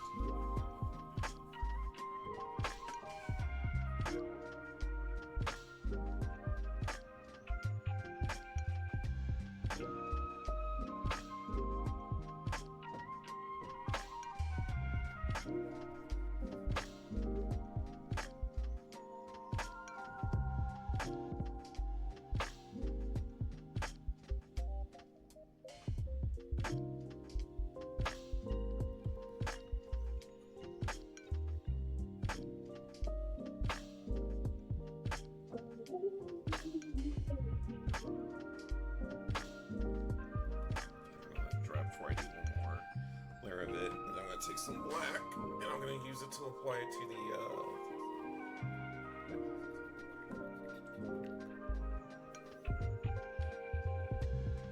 also, I will be uploading all the VODs on Saturday.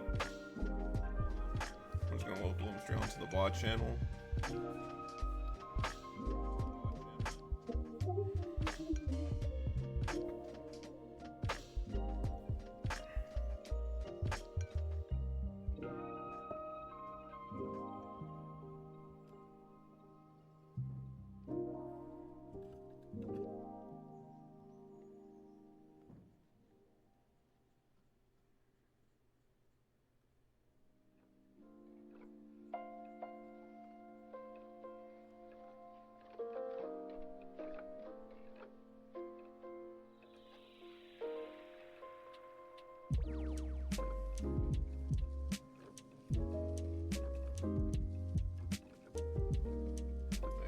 That's beautiful right there.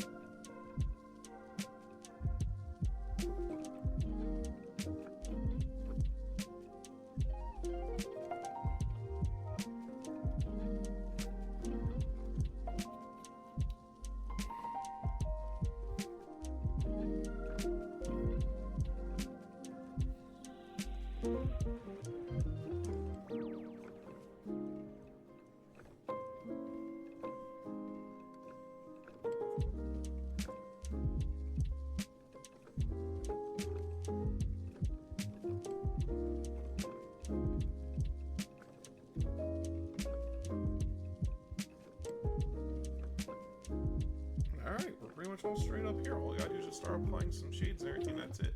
I'm not gonna worry about the underside too much because, you know, it's not like it's flying, but it's not like they're gonna like flip it upside down. I just gotta make sure it's tabletop ready. So, yeah. Oh, before I forget.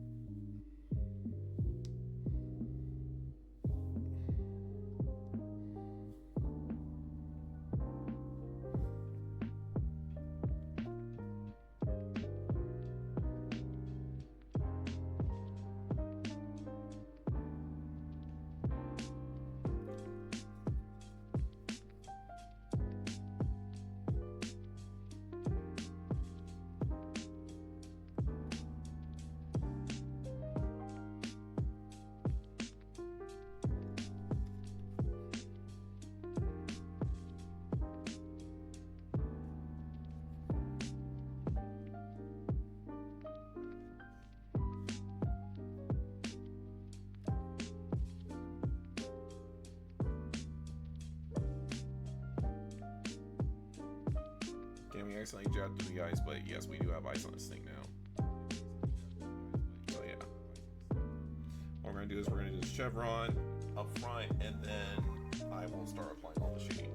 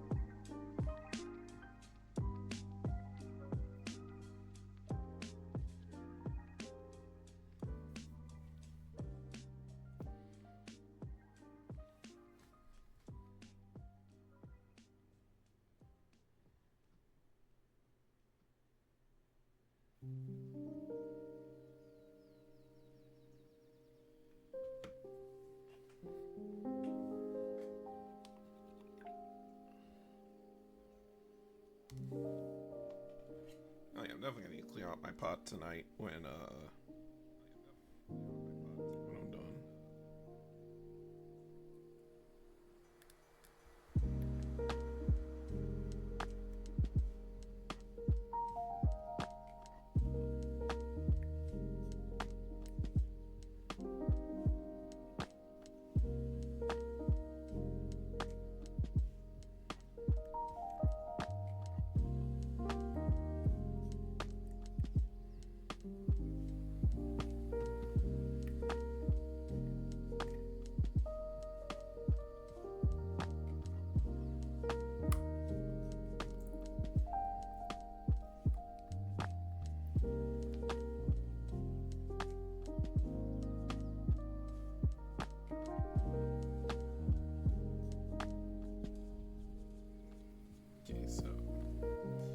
That's all done.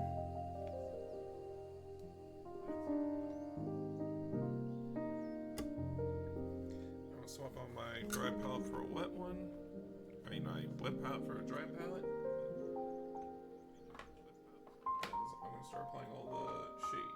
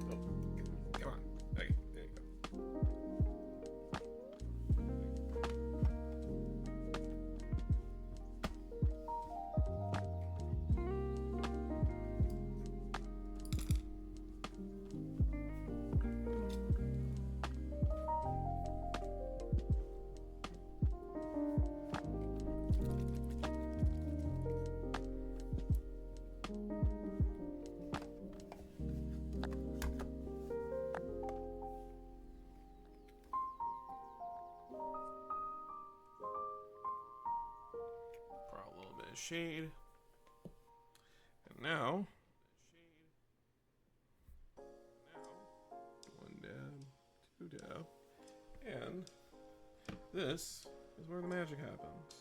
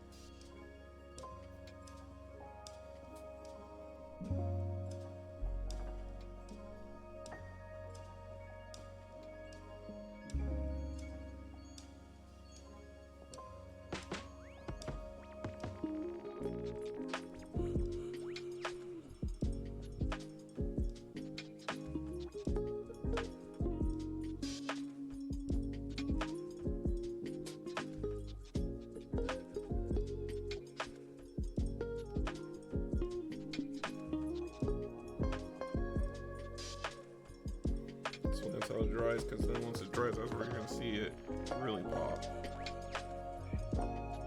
You want to treat the shade paint like contrast paint. Just kind of give it a nice spread and make sure it's got a nice even coat on it. Not too much, not too much, not too little.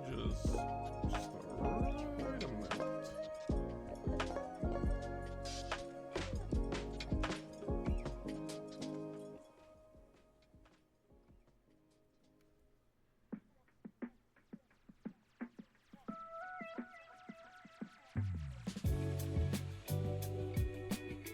Yes, become the paint. Oh, by the way, Mario, I don't know if you saw it earlier, but I did paint my turbines.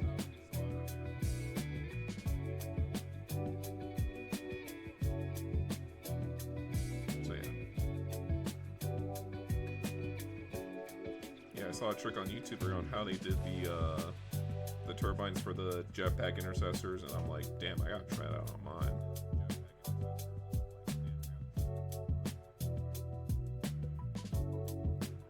But yes, Myro, you are right. I have to become the paint. It's like SpongeBob. I gotta wash the marble. I gotta take care of the marble. I gotta feed the marble. I gotta date the marble. I gotta be the marble.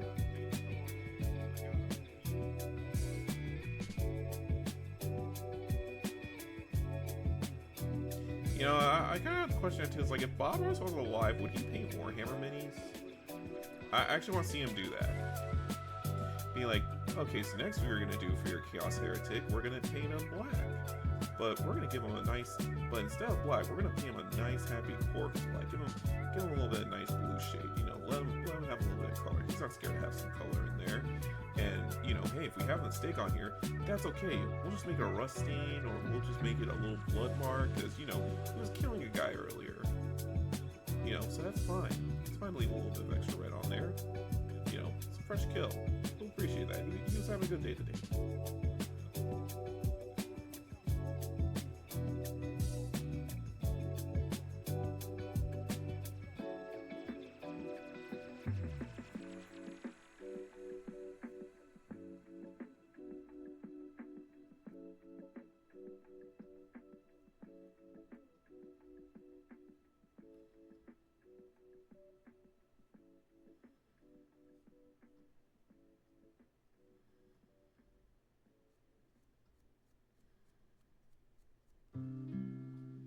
Okay, I'll take some iron and steel and just kind of paint over it later, and then I'll take a small brush to hit up the little parts later. So yeah, we are doing good tonight. I think this is about to be the first thing I can honestly say is tabletop ready, and we painted it in one stream.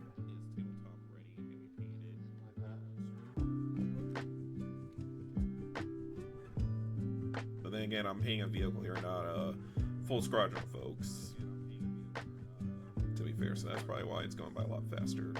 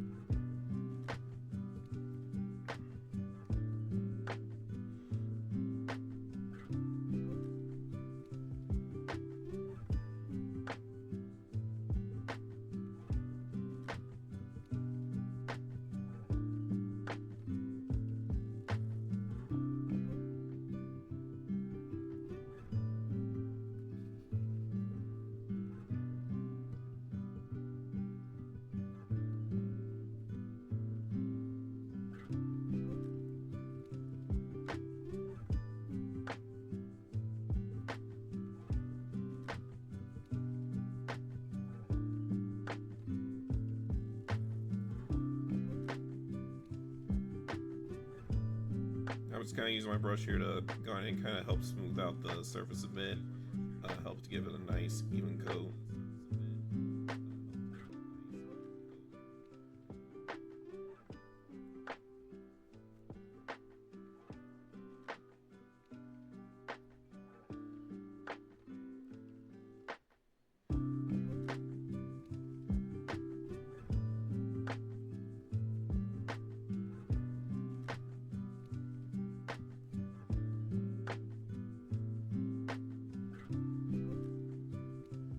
See, look how smooth that black is, huh?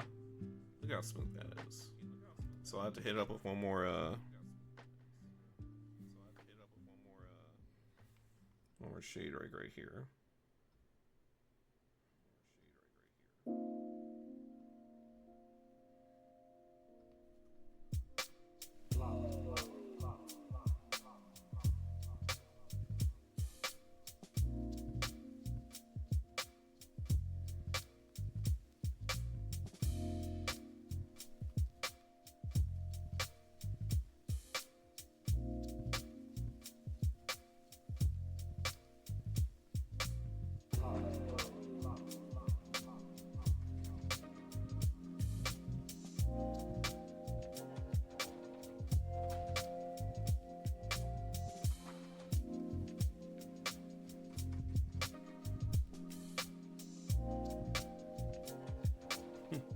What do you think? How do you guys feel if, like, on stream I just show up like one day and I'm just wearing a Bob Ross rig, and just be like, yeah, just wear a Bob Ross rig, just spray paint black, and I'm just being like, all right, I'm Bob Ross.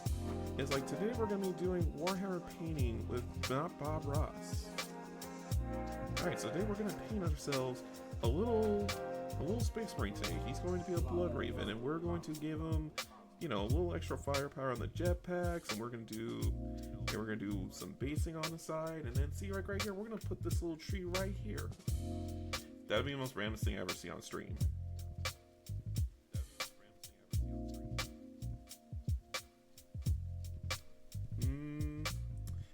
No, I think the most random thing I ever see on stream was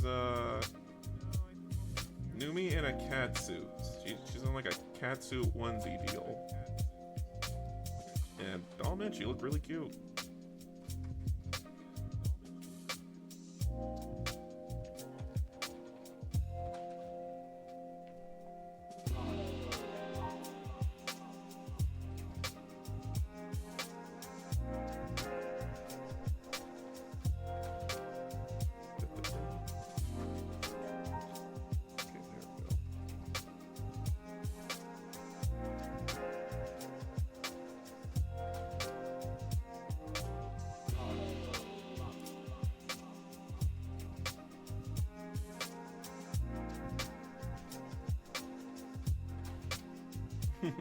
Don't proceed.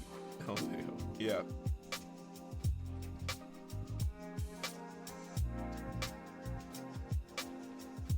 I don't know, I think about it, we never did get a chance to see her in a photo of that bunny girl outfit. But alas, I guess some things we were never meant to see.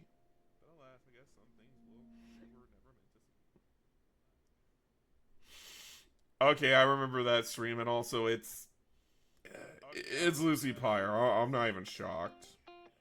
I'm not even shocked at that at all. That's on brand.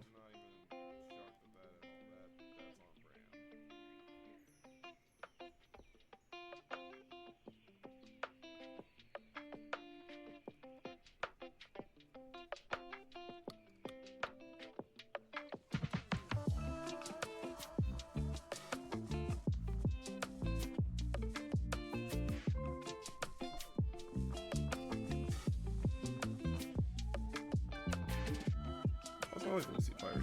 She's crazy, but she's on honest kind of crazy. Skew-chan, I like her art.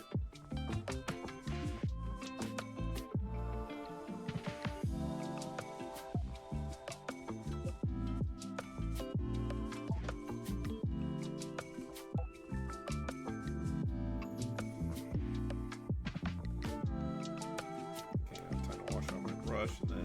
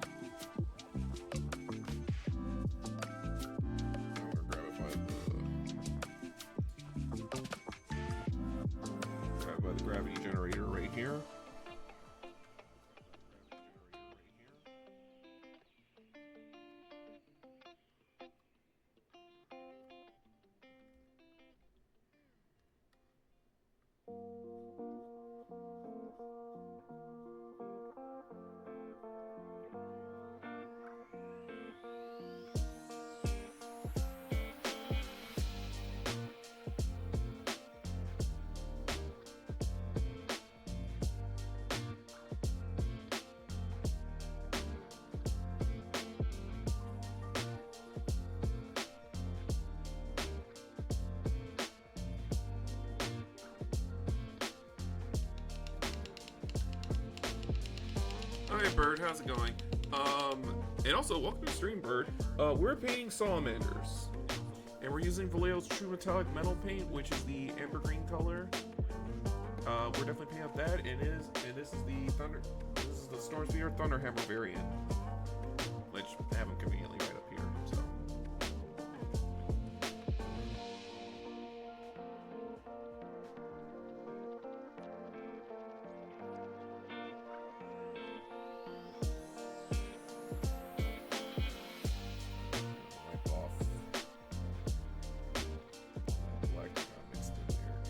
I mean, granted, I'm about to put grim darking on, so I don't even know why I'm trying to clean off when it's like you're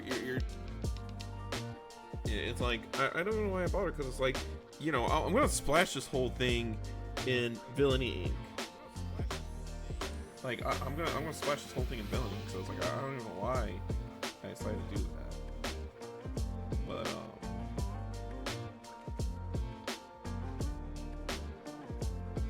cause yeah, if you want to get to like be I had it out here earlier. I had a green out here earlier. It's dusk and green. If you want it to be like Dark Angel's color. Alexis, welcome into the stream, and also thank you for the follows as well. How are you doing tonight? And also, we're painting salamanders. We're painting the Stormspeeder ThunderHammer variant. Doing all right today. Kind of very interesting day. Playtested some board games. Took care of some stuff for my mother. Reminisced about some dumb things I did as a kid, and also kind of complained a bit about GW. But also, I'm looking forward to their starter sets for both Space Marine and Orcs. Because for the Armageddon box, if you take a look, you know, for the Orcs now here's the thing. The starter box are basically going to break up the Armageddon sets for both the Space Marines and Orcs. And the Orcs one, I think it's really good. Oh, you play Orcs? I'm wanting to get into Orcs myself, and I want to run Dread Mob. I either want to run Dread Mob or Cult of Speed. And also I want an excuse to go WOG all over the table. Yeah, so that's why I'm like, because I don't have any Orc minis of my own, you know, getting the starter box would be a good starter for me. Get the Armageddon Combat Patrol box, and I will be gold. But the Space Marine one is kind of. I mean, don't get me wrong. I love the look of the minis. I love what I'm seeing, and no way. I'm actually jealous of you. You have 2 Stompas. Like, see this man, this man right here knows how to do freaking Orc technology right there. I gotta ask, what detachment are you running? I swear to God, if you say Dread Mob, I'm gonna scream.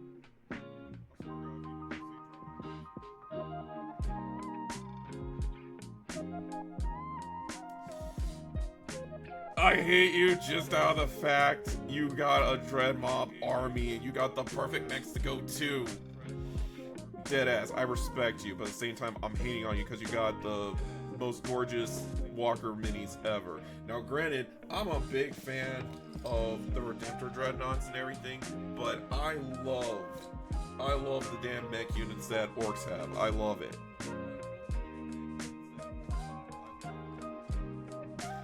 Also, just on the side, I have a Emperor's Children army on the side as well. I have the original Champions of the Lash box, along with Lucian, a couple of Exultants. I even have 2 Mauler Fiends on the side. I'm looking at getting 1 Defiler as well. I'm trying to do something with Freebooter Loop Detachment. Okay, I mean, honestly, that would be good. But don't forget, though, you can actually mix and match your, depending on how many detachment points you're using for 11th edition, you can mix and match them if you want. Because I know for Space Marines, the meta, at least from the meta for Salamanders right now, is basically, you're running the Forge Father Seekers with the Conclave Librarian. That's supposed to be, like, the meta combo, which I can see why, because pretty much, yeah, but both are 2 detachment points. Isn't Cult of Speed detachment point 1? at least if you go more, or at least if you go like more DACA, you can probably get more bang for your buck.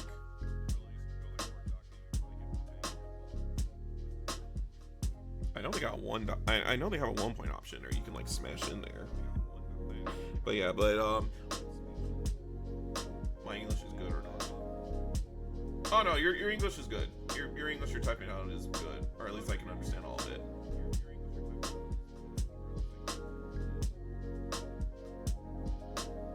You know, I'm just asking, like, is there any other detachment? Like, is there any other 1-point detachments you can smash in there with the Dread Mob? Also, I'm surprised Dread Mob's at 2. I figured it would have been at 3 just because of the huge potential in the fact that if you hit Big Red Button, you could go for some really crazy stuff. I actually do have I have the original Combat Patrol box for League of Votann. I collected a little bit of Votann, but then I stopped because 11th edition was coming out. But I originally wanted to go Orcs. I just couldn't get any of the Orc minis. But yeah, I wanted to run Dread Mob too. I wanted all the cybernetic Orcs.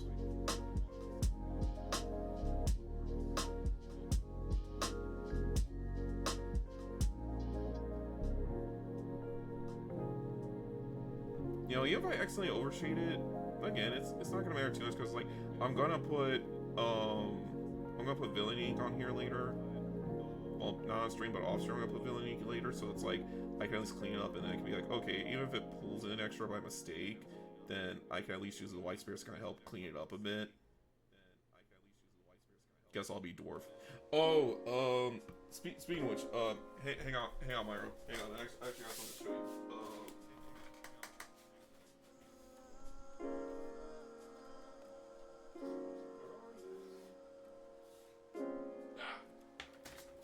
Here we go. Oh yeah, check this out. This is my Votann Doomslayer paint job.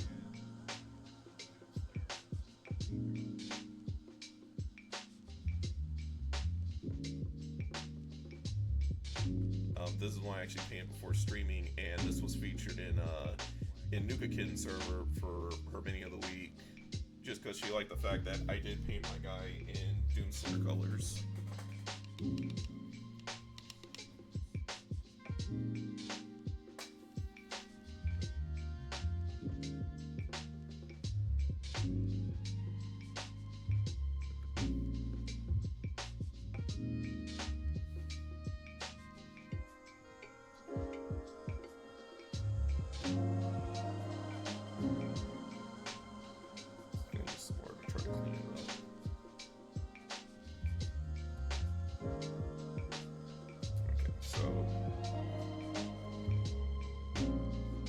Alright, now all we gotta do is do the inner marines and they're pretty much done. Well, I have to apply the sheet. Wait, did I have my sheet here? I don't think so, but I have to redo his helmet real quick, so it's a quick little deal I have to do. Berserker Malls make good marauders. That they do! That they do!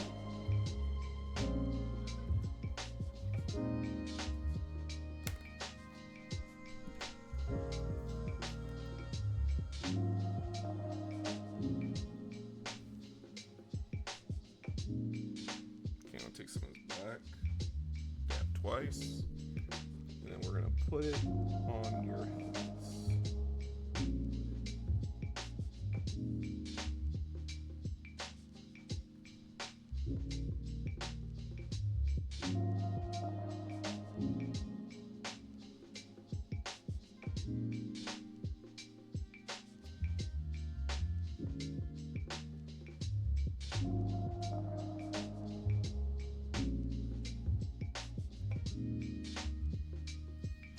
This right here is a secret on how you make black metallic armor right here. Just Vallejo's true metallic ink with Obsidian steel. Just put the base coat on there, it looks great, but then once you put the shade on here, that's where you get the real black to pop off.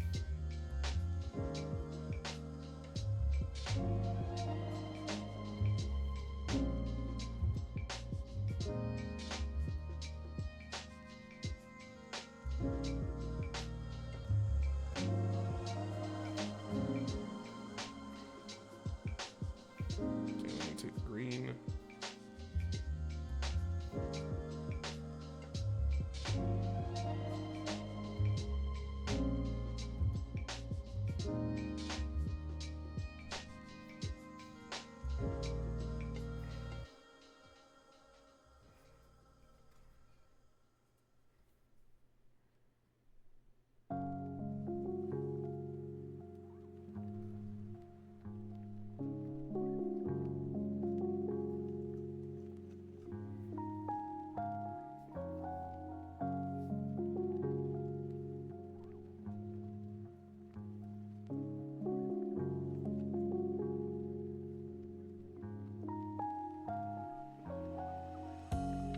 Damn, and also, just to let you guys know, we do have a Discord server.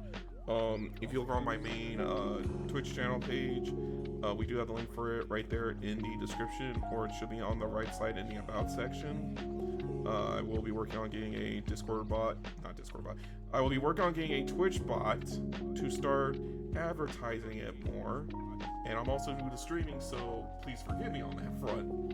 Oh, and also to show you from earlier, I learned an exhaust trick to kind of give like a fake glow effect for back here, and it looks really good. The way I have it going, it gives like a nice glow effect back here.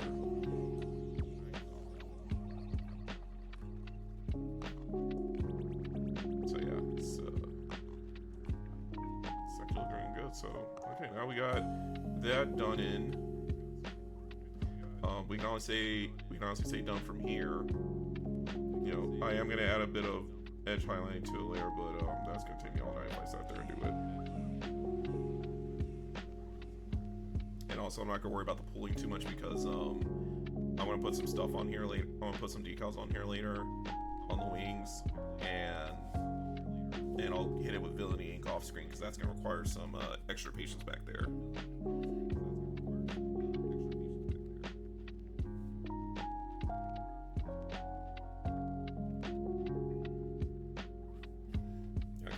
Now, work on this small man right here. I'm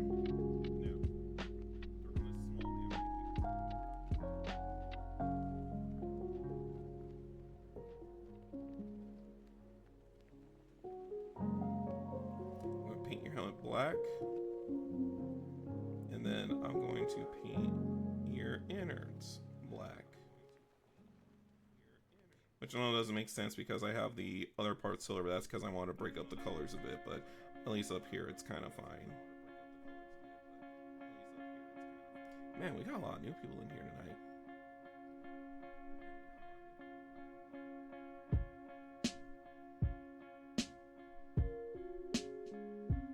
Oh yeah, by the way, Polex says, how is the EU treating you right now? Because I know y'all are suffering from a heat wave over there right now.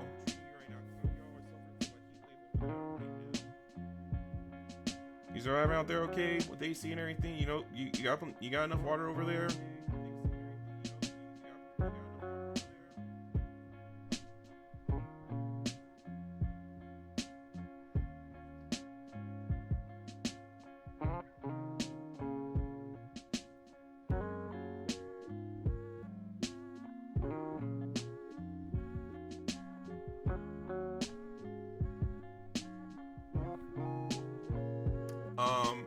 Are you okay with the heat wave that's going on out there right now? Like, how are you surviving it? Because I know there's a heat wave in your area right now.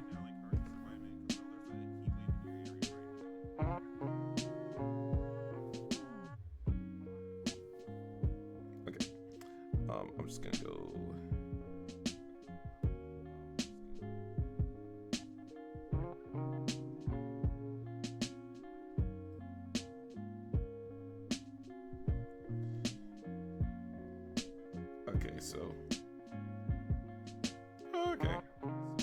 So you're not in that heat zone. Sorry, I thought when you said France, I figured you were in like EU France, but good to see another brother from the north.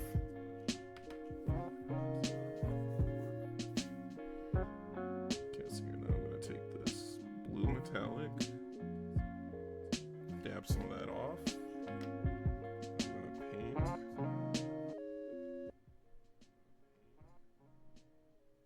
Boom.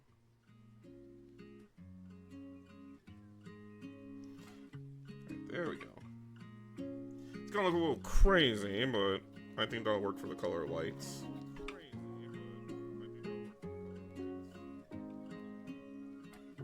And take some black sheet on the right.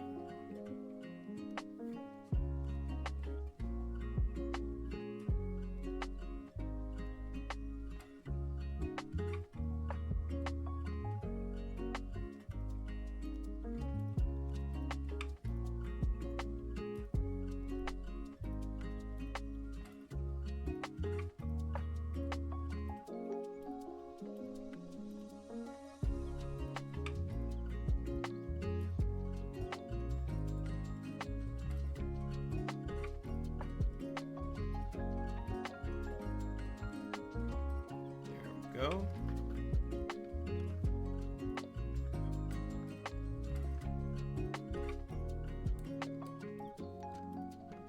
Okay, and then the magnet kind of snapped off earlier, so I'm gonna need to remagnetize it off stream.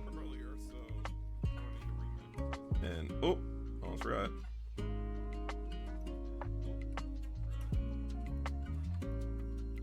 I'll black down your helmet, good sir.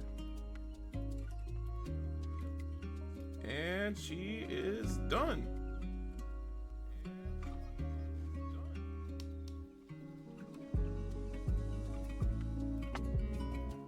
So yeah, first stream we ever finished the mini in one shot. As far as first painting session where we are done. There is no part 2 for this one. We did this all in one shot. You know, granted we kind of started halfway done because we duped up this back here, so.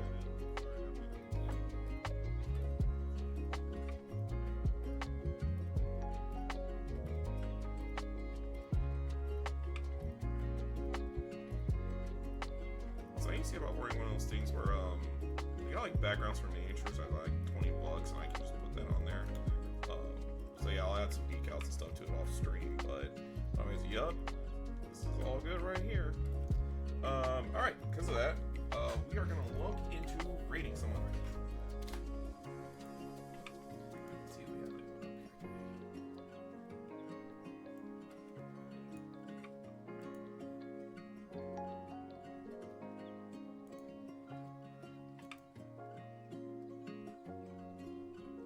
Okay, so we're gonna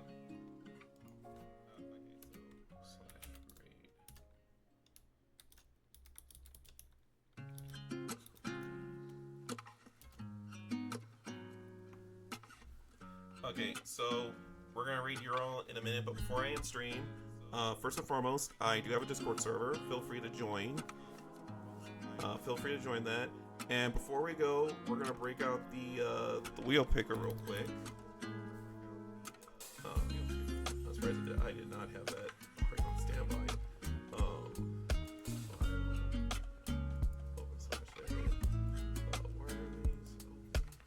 Okay, so real quick before we go, we're gonna pull up the wheel picker real quick, and we're gonna see what we're gonna do. Okay, so next on the wheel.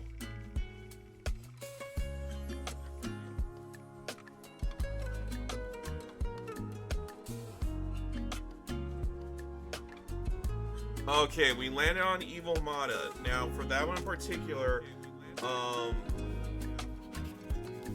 we're gonna pick a later date for that one in particular, because again, that one's gonna be, if I do Evil Mata, that one's gonna require some absolute focus. But I have to pick a date for that one specifically because I want to make sure it's on it's gonna be an all-day stream. It's gonna be an all-day stream and it's gonna be a muted all-day stream. And the reason why I'm having it muted is because I'm gonna be hyper focused on trying to get Evil Mata done. Oh shit, cancel. Okay. Alright, so I'm only gonna do this real quick. So we're gonna take Evil Mata off because I need to pick a day for her. Okay, we're gonna spin the wheel again. And okay, E-Rats.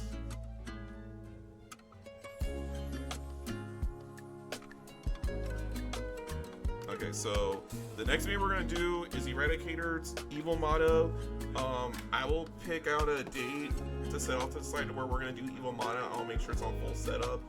So for that one, yeah, that one's probably gonna be like my first ever muted stream, but it's gonna be an all-day event thing. So I need to make sure I pick a good solid day to do that one. So let me go ahead and start up right again with.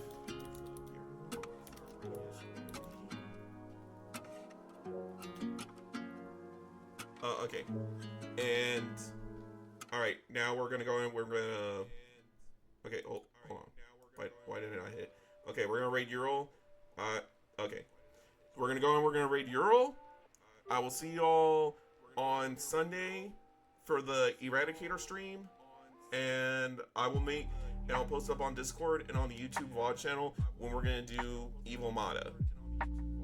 Okay, because again, I have to pick a date, so. I will see y'all on sometime on Sunday. I will announce when on Sunday we're gonna join in. All right, but for now, later.